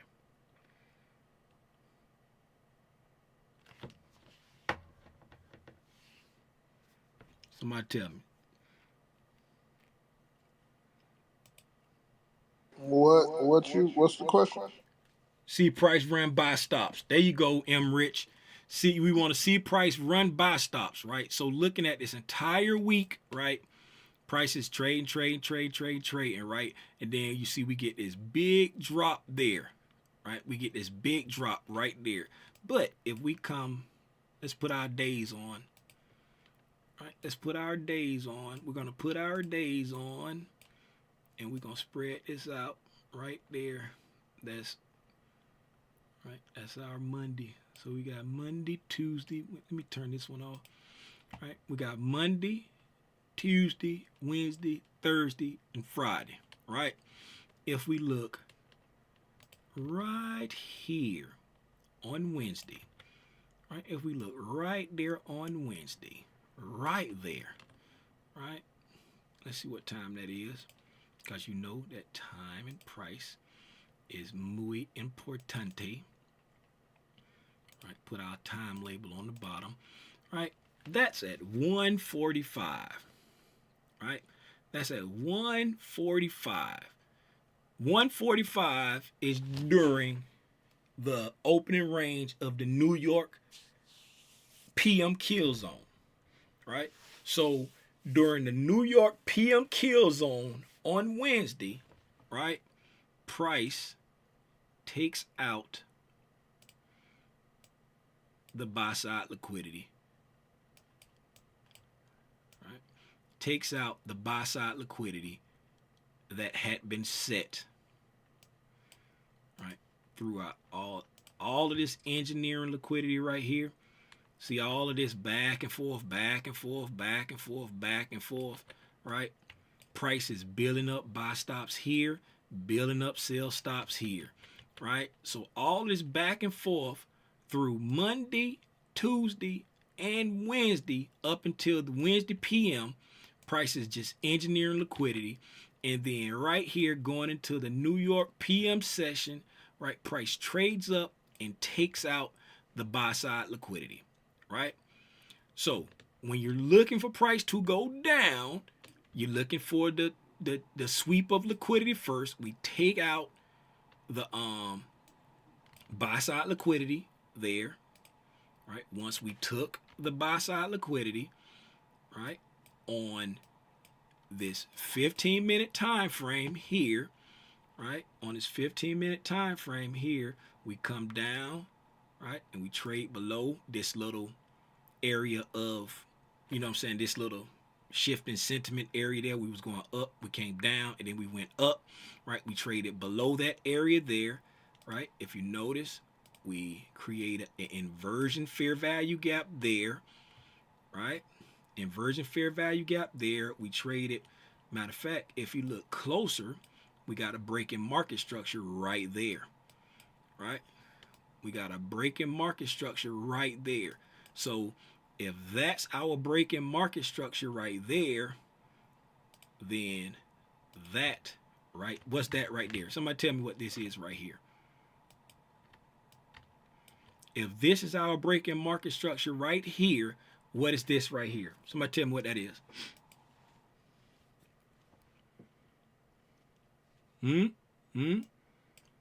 Changing the state of delivery. Look at coming through with the hard hitting answers, right? That's our changing the state of delivery right there. Right? God dog it. What's going on with my cap lock? Okay. Changing the state of delivery right there. Okay. And then look at price. Right? Price dropped down. So you got a change in the state delivery with the order block. That's your true change in the state delivery, right? We got a break in market structure, right? A bearish break in market structure. That's a type of change in the state delivery, right? It's letting you know that price has broken structure, right? You got an inversion fair value gap right here. This 230 candle created an inversion fair value gap. That's another type of change in the state delivery, letting you know, price has moved bearish. And then when price trades back up, right, it comes back up to the SIBI. That's in conjunction with the change in the state delivery at this bearish order block, right? Bodies of the candles are totally respecting the inversion fair value gap. And then we drop down, right? We drop down below this low here, take out that low, right? Come over here, price. What does price do here? Price gives us a quick little wig snatcher right there, right? We go in the direction we're supposed to, immediately reverse, take out those, and then we drop back down, take out those again, right? Give us a quick little wig snatcher right there, right? Now that we got our quick little wig snatcher there played out, then price comes down, right, below the big consolidation there, right? That's when we was engineering all the liquidity. Price moved into the sell side, right? Attacked the sell side there. We hit the sell side there, traded back up into the order block, right? Into the inefficiency, into the order block, right? And then price started to make its way down, right? Throughout Thursday and Friday, right? Throughout Thursday and Friday. And we know what Friday was. Friday was just a complete melt off, right? Hey, I got a question on TGIF. Yeah. I thought, now I know when it's been trading one direction for the whole week, but I thought when you use the fib for that, I thought you was using it for the day of, like the daily, because that's what I used it for, and it went right there to the 20% on today's. Yeah, so it's the TGIF is for the whole week. It's for the whole week, but price is fractal. Price is fractal, so you can get a TGIF just on for that day. You see what I'm saying? You get a TGIF for that day. You can get, you know what I'm saying, price is fractal, so you can get a TGIF for that day. And if you look at the for that daily, right? Because you're looking for the range. You're looking for 20% of the range. So if you're looking for 20% of the daily range, where's my,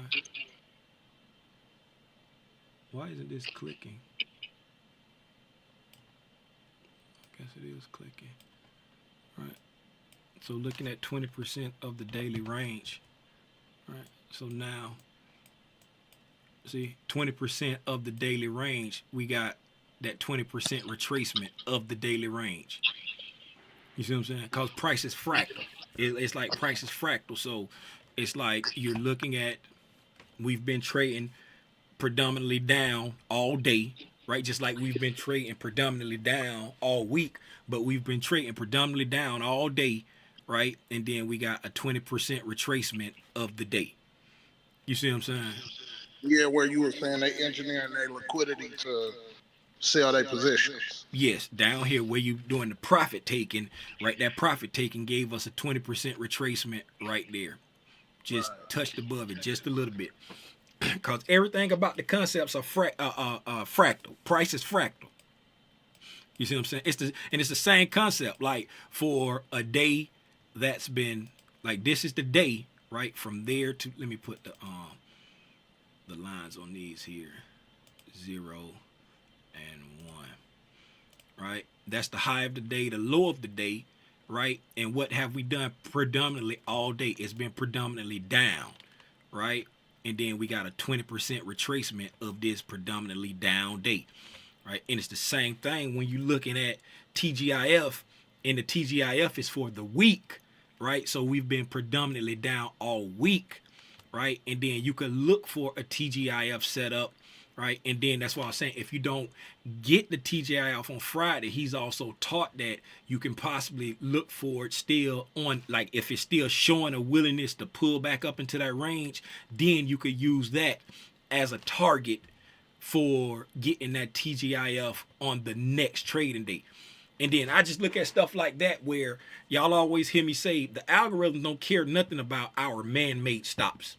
Right? The algorithm don't care that we said, okay, we closing for the weekend, or we closing for the day, or we closing for this hour. The algorithm don't care about that. It just know, okay, this is what I was doing before y'all turned me off. When you turn me back on, this is what I'm going to keep doing. You see what I'm saying? Right. Yeah, but it's the same concept. And on a TGIF for the daily range, it did, you're right, it played out almost to the tick for the TGIF on that day. So it's like you can look for it. If we predominantly down on Friday, you can look for it on the daily candle. You know what I'm saying? Or you can look for it for the weekly candle. And a lot of times on the weekly candle, if you want to see, most of the time you want to see it play out like in the morning, right? You want to see it play out like by that morning, right, for the weekly candle. Right, so if you're looking at like this, like we made such a low on today, right? We made like a crazy low today. So if we would, I can't even say if we'd have made like a different low, cause we made such a crazy low. The day was such a melt off. But let's just say if like in the morning, let's go to like the 60-minute chart. Let's try to find a little spot. Let's just say like this is like 9 a.m. right there. Right, okay, so let's just say this was like I'm trying to find a good little low. Right, so if by 10 o'clock, right, just say by 10 o'clock, that right there was the lowest low that we made, you know what I'm saying, for 10 o'clock. Let's take this off. Now we go here like this. Okay, now let's just say that was the lowest low that we had made by 10 o'clock, right? And then it gave us, like, we had just say we had just come, we had just dropped below. This was like a higher time frame low right there that we had just dropped below, right? We had just dropped below a higher time frame low right there, right? And then it started giving us some kind of setup, right? Then we could have looked for our TGIF to play out, right, in this area right up in here. Like, you know what I'm saying, by the morning or going into the afternoon, and then just look for the rest of the day to be kind of blah, do nothing.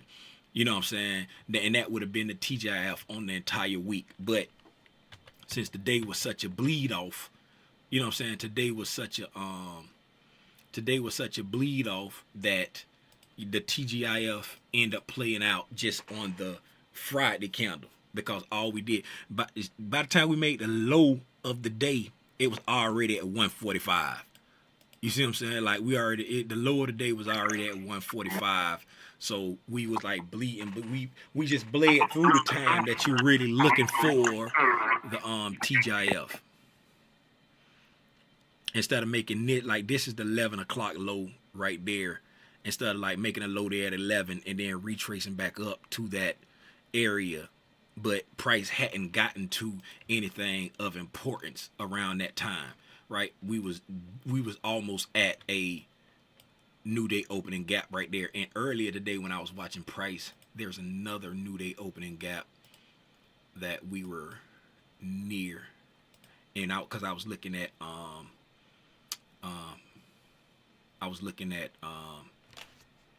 event horizon to see how we traded. I was looking at event horizon. What's that?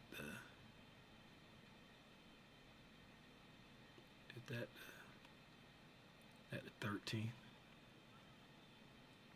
Did that? No. I'm not looking at that right. So this right here is the 31st, and this right here is the 30th. Right there. Yeah. Right. So when we was trading down here, I had been looking at this event horizon right there. It's close enough for government work, and put quads on it. Right. So I was watching this. Right, when you're looking at the upper quadrant to the lower quadrant, right there, you're looking at how price is reacting inside there. Okay. Right, looking at how price is reacting inside there for some type of confirmation of what price want to do. Because here's your event horizon right there. Price drops down below event horizon, comes down to the lower quarter, right? Retrace back up, fails to meet event horizon, drops off again down to the low of it, right? And then price trades back up, because I was looking at this too, trades back up into there. Then you get your short down, right? And then we come back up, take out that high right there, right? And looking like it may want to pull back up into that weekly 20%, but we'll never know because it stopped, and then we go over the weekend and you don't know what price gonna do, right? But I was watching that too. We was in between. Oh, that's what I was saying, right? This was the 11 o'clock low right there, right? But we are in between two new day opening gaps, right? So we got event horizon to think about, right? So you're not looking for the TGIF to play out off of this low, because now we are below event horizon, right? And we just melted straight through the first 3 quarters of it, right? And now we've traded back to the event horizon and dropped off again. So now we're respecting event horizon without a willingness to get back into that SIBI right there, which is extremely bearish. So now you're not looking for a TGIF off of this low right here, because price is showing you right there before it even made the low that is not willing to trade back up into that bearish fair value gap. Right, it's not willing to go to this premium fair value gap within this event horizon quadrant, right? So now you're not looking for a TGIF off of that, right? So you're still looking for the bearish signatures. That's what I talk about. It's all different things you can use to look for reasons to trust the narrative. But I was watching this earlier as far as my event horizon to see if we was going to continue to draw toward this fair value gap or continue up. And once we get down below event horizon like that and start doing stuff like this, then it's almost automatic we're going to that new day opening gap, right? Because price is showing you it's still heavy. And then vice versa, if you're looking at bullish, right, price is still showing you that it's strong, and you're going to get to that, right? Because we're going up, respecting event horizon. It's letting you know I'm trying to get there. Right. Y'all blame J Rock for that little extra bit of stuff. I know I said we was about to go, but that was J Rock's fault that we end up staying a little bit longer. Yeah, my bad. All right, man. I think that's it. Yeah. Do anybody got anything? If ain't nobody got nothing, that's gonna be it. We're gonna call it. Anybody got anything? Anybody got any questions, concerns, comments? Hopefully everybody had a educational week. It's not about being making a whole bunch of money. It's getting 1% better each day, right? If you getting 1% better each day, then you on the right path. Please explain that. Explain what? Why do you? Explain what, M. Rich? Why do you have a new day opening gap on your chart that's more than 5 days? PD arrays never get stale. PD arrays never get stale. If price is trading near a PD array, right, you want to be aware of it and see how price reacts to that PD array. Price will use any PD array in its narrative. They never get stale, right? You just have to understand. You have to. Now, Michael teaches you to look like 5 days back, 5 weeks back. He teaches you that to kind of keep people from going into chart overload on your chart, right? But if you notice inside my gaps thing, I got a heap of gaps in here. I got gaps on gaps on gaps on gaps, right? And when I'm setting up my chart, right, I look at price. I go to a daily, I go to a weekly chart. I go to a daily, like if I go to a weekly chart right now, and then I'll say, okay, price is right here. This is where price is, right here. Right, price is right. That's what price is. And then I look over here to say, okay, there's a new week opening gap there for 1028. Right, so I'll come to my gaps and I'll look for 1028. 1028. I don't have a 1028 right there. Why don't I got a 1029, but why I don't have a 1028? I don't have a 1028, but I'll say, okay, we closed here and we opened there. I don't know why I don't have a 1028. All right, so I'll say, boom, that's a new week opening gap right there. That price is near, right? And then I can see price traded down to this one here, 1014, right? Do I got a 1014 in there? 1014 new week opening gap. Boop. I got the 1014 new week opening gap, right? Price was trading down. So we came down to that 1014 new week opening gap, right? Got a 1014 new week opening gap right there, right? Go down to the daily. Look at our dailies. It didn't make it to that one. That's overlapping with that 31st 1031.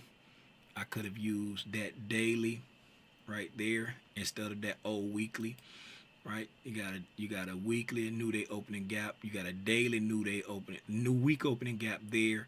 A daily there. And then that's 1021. I got 1021 there too. I wonder why I didn't have that weekly, because I still got 1021 in there. See that 1021 right there? If I select 1021, that 1021 right there, and then that's purple. That's a new day.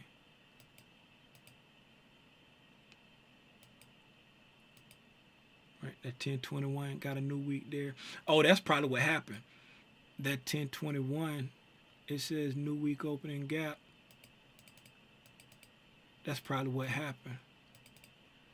Right there. Yep. It probably was overlapping. So I didn't leave the other one on there, the 1014. I didn't leave the 1014. Wait a minute. The 1028. I didn't leave the 1028 because the other one was there. But as you see there, The PD arrays never get stale, right? They never get stale. We came down, right? The bodies of this candle closed respecting this new week opening gap, consequent encroachment, respecting this new day opening gap, consequent encroachment. It wicked all the way down into this new week opening gap right there, right? Price never gets stale, right? Let's look at the way price reacted on the lower time frame inside this new week opening gap, right? Look at the 15. I went down to the 15-minute, right? Because you got the 1 week, right? You got the weekly, you got the 4 hour, right? 2 time frames apart. Weekly, 4 hour. Look how the 4 hour respecting that new week opening gap, right? So weekly, that's your 30,000 feet, right? That's your higher time frame, new week opening gap. 2 time frames down, 4 hour, right? This is your narrative time frame. Look at the 4 hour candle at that new week opening gap, right? Bodies respecting consequent encroachment of it right there, right? 15-minute, 2 time frames down from the 4 hour. Look at the bodies of this 15-minute candle at that weekly new day opening gap right there. Where did it come down to? Remember we was talking about that low. Remember the low that we said that, and I didn't have this new week opening gap on my chart, right? I didn't have it on my chart. But if I would have had it on my chart, right, this would have been another confluence of, remember what we said, we were looking at how far below this low right here, right? Remember we said price had come down, and we want to know how far below that low could price go. Remember we had that low marked out right there, and look where price went, right to that new week opening gap, right? Wicked below it, came back, and look at the 15-minute candles. Look at how the 15-minute candles are respecting the consequent encroachment of that new week opening gap. Weekly, 4 hour, 15-minute, 1 minute. Right? Them are your time frames that I use for my 2 time frames apart. Right? PD arrays never go stale. If price is anywhere near a PD array that the algorithm formed, especially if it's within that 60-day IPTA look back cycle, right? Because IPTA looks back up to 60 days. You got a 60, 40, and 20, right? It looks back 60, 40, and 20 days, right? So if it's in that 60-day cycle, it's important, right? If it's outside that 60-day cycle, I ain't really worried about it. But if it's inside that 60-day cycle, it's important.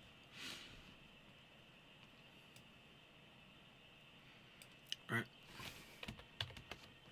So let's go to our daily chart right there. And let's get us an info line. And we're going to click here from today.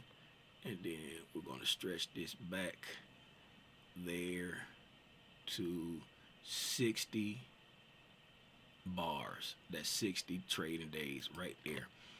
All right. That's 60 trading days right there. Anything in between here, anything in between this area right there, right? From there over to here, anything in between there, that's 60 days back. Anything inside there is important because IPTA looks back 20, 40, and 60 days, right? The 60-day is your long time frame, right? Your 40-day is your medium, and your 20-day is your short-term time frame that you're looking back for liquidity or imbalances. Right? So you're looking back 20 days for liquidity and imbalances, looking for the highest high, lowest low, and the imbalances 20 days back. Looking for the highest high. Let's go through that. They got me talking about IPTA now. Is somebody on the internet charge you $19.95 for this? At least 5,000. 40.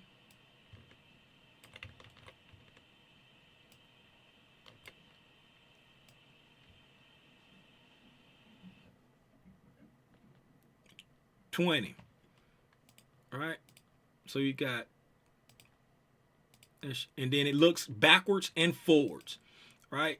And the way you want to anchor it, right? The way you want to anchor it is you want to anchor it you want to anchor it like starting at the beginning of the month. Right? You want to anchor it starting at the beginning of the month.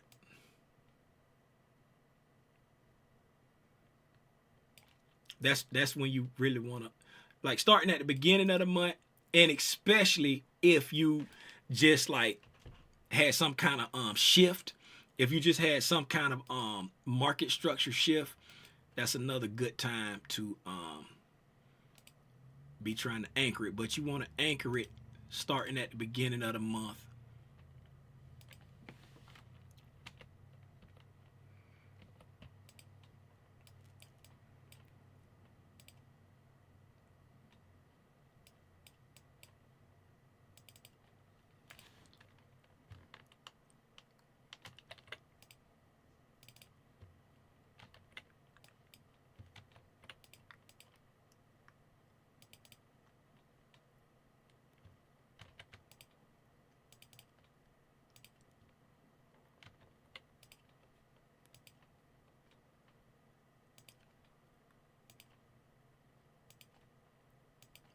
$40, $60, $60. All right. So now it looks backwards and it looks forward, right? If the looks back, right? It looks back up to 60 days, and then it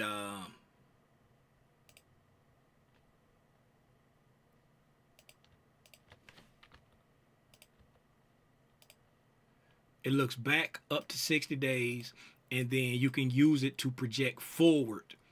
You can use it so it's the look back / projection, right? So you got your if the look back / projection, okay? And the way you want to use it is, right, you want to anchor it on the first day of the month, right? The first trading day of the month. All right, I want to go to the first trading day of the month, okay?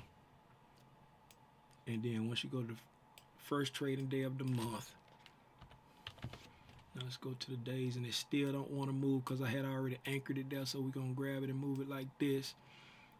So this is November the 1st, right there. Okay. Okay, so this is how you use the if the look back and look forward, right?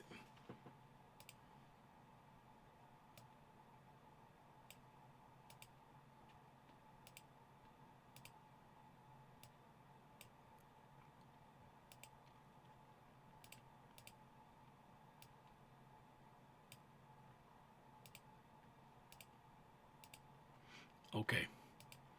So, right. So here we go. So on the first of the month, right? So we're gonna put this in replay mode, and we're gonna cut all of this off here, right? So this is the first trading day of the month right there. And so on the first trading day of the month, you want to come in here and anchor it to the first trading day, and then looking for your 20 days back, right? And you decide if price is bullish or bearish, right? But you're looking for the highest high and lowest low during that time, right? Highest high and lowest low during that time. So you right now you see that this is the highest high, right, during the 20-day look back, right? So this 20 days. Let me move these 60s out the way. All right. So I'll move the 60s down here for a second. Then we go to the 20-day, right? And so we can see that high right there is the highest high within 20 days back, right? That's the highest high within 20 days back. And then this right here, that would fall with the lowest low, right? So you can pick whichever one you're looking at, if you're looking at the lows or the highs, right? So we come down here, and that there, right? That's the lowest time frame.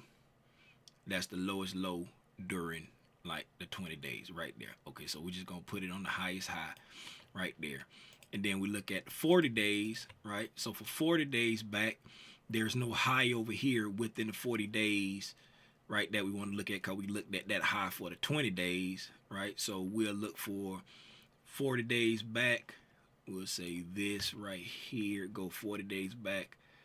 That right there. Let's go here. Okay. That's the lowest low. 40 days back, right? That's the lowest low 40 days back right there. Okay. And then for 60 days back, we do that one there. We do got that one. Right. We got that one for 60 days back. 60 days back, boom, right there. That's the lowest low for 60 days back, right? So looking at your IPTA range, like at the beginning of November, right? That's how you could anchor your IPTA look back, right?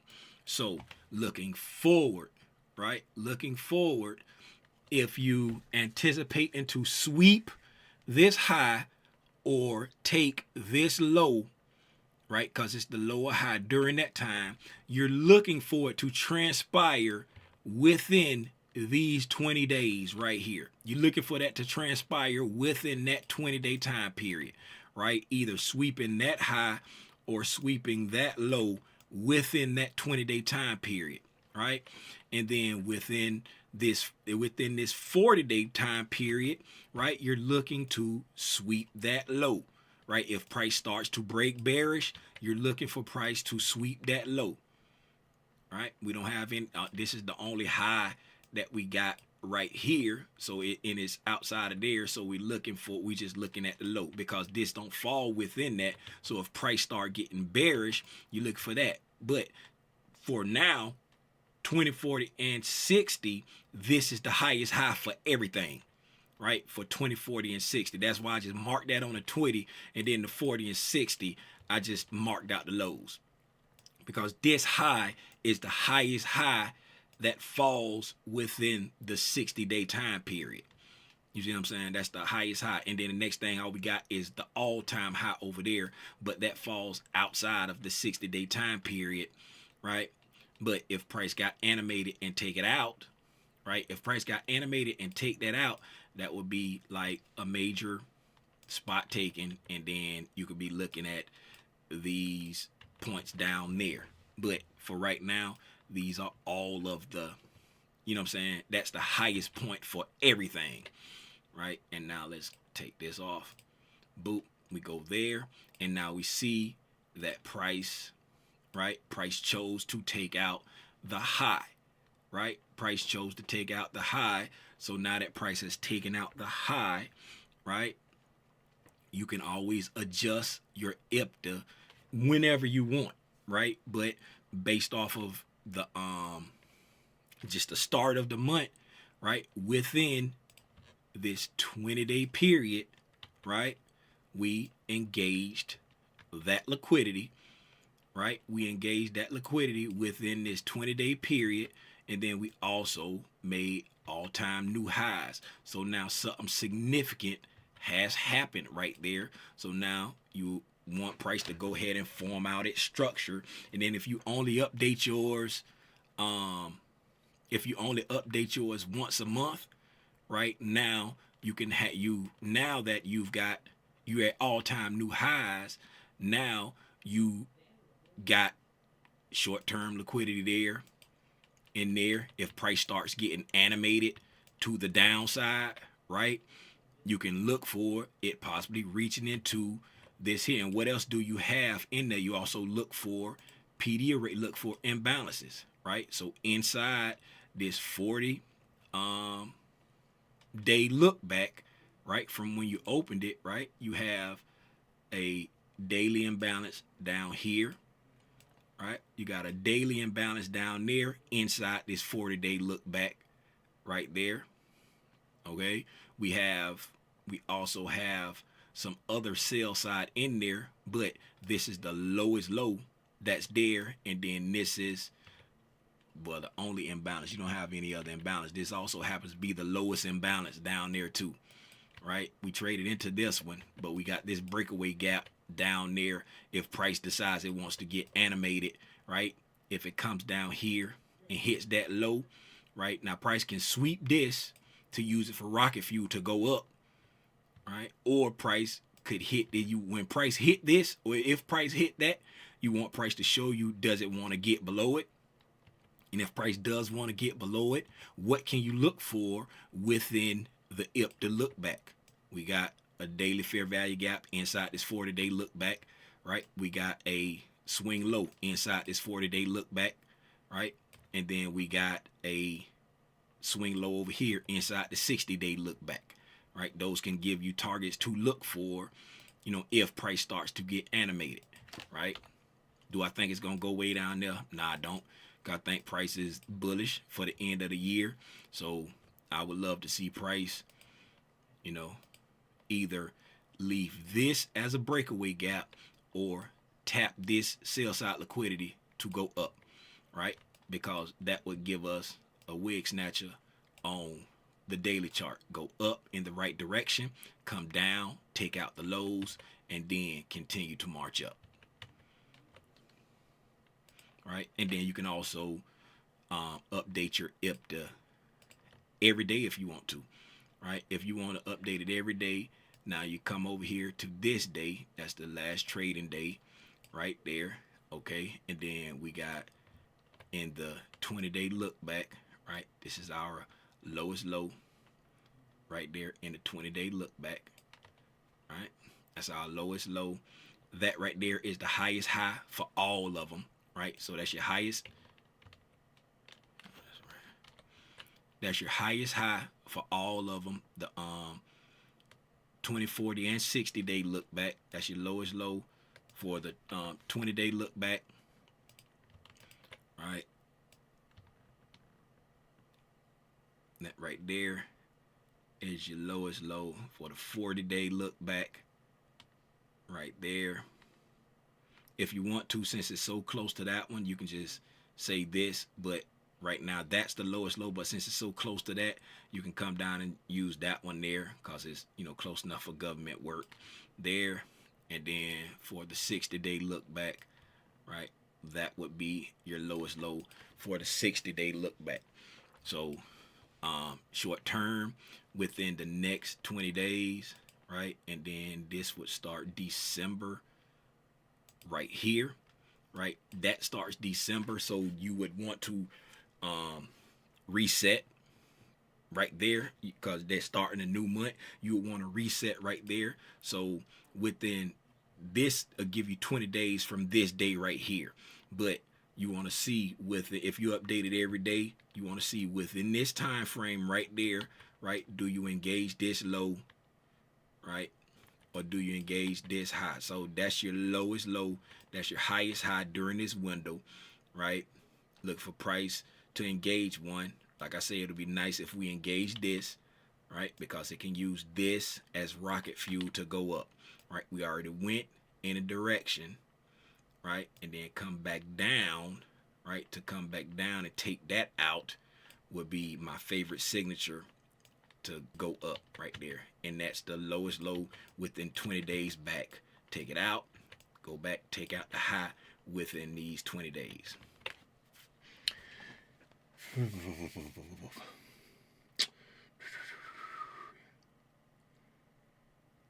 Yeah.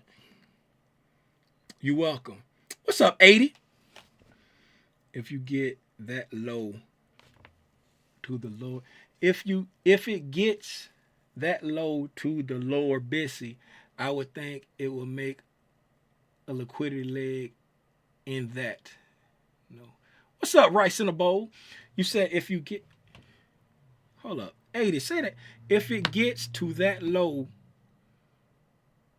to that lower Bissy, right here, I would think it should take the liquidity. It should take the liquidity in that leg.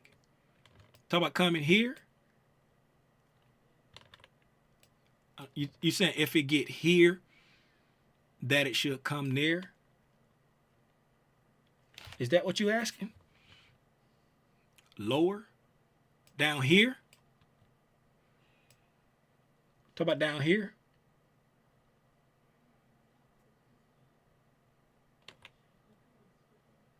Oh yeah. Yeah. If price got all the way down there, that right there, that's way too bearish for me. You know what I'm saying? That's way too bearish for me, and I'm looking down here. Right? If price came all the way down here, that's giving us a bearish break in market structure on the daily time frame right there. Right? Because we got a bearish break in market structure, and then we continue all the way down here. That's just way too bearish for me, and I'll be looking for these lows here. Right? I'll be looking for those lows there. Now, I'm not looking for that to happen.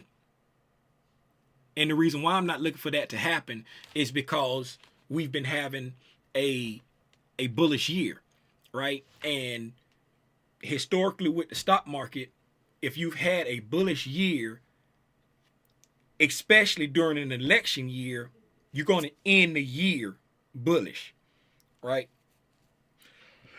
You're going to end the year bullish. And from the highest high down here to that, just say the low of that fair value gap, right? That's over 10%. That's an over 10% pullback from the highest high down to the low of that fair value gap. And I don't see the market doing that in an election year.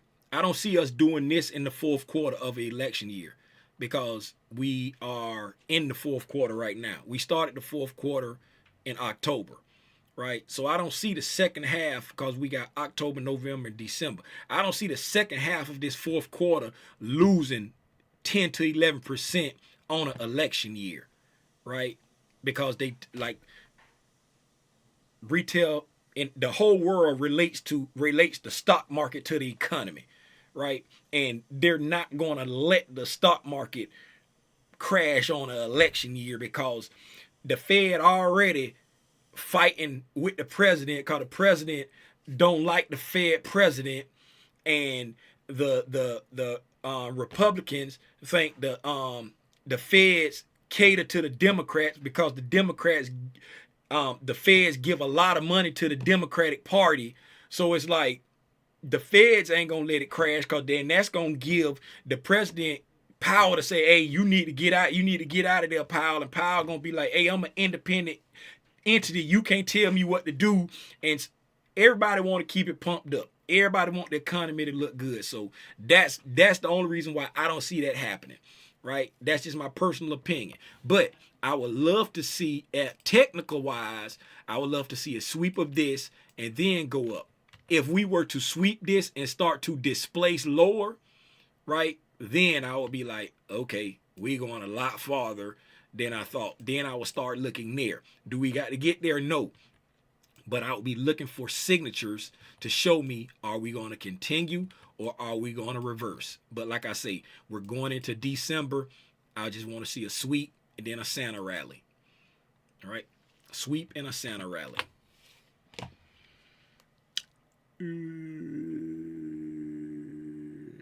All right, man. Do anybody got anything else before I go? We done been on here forever.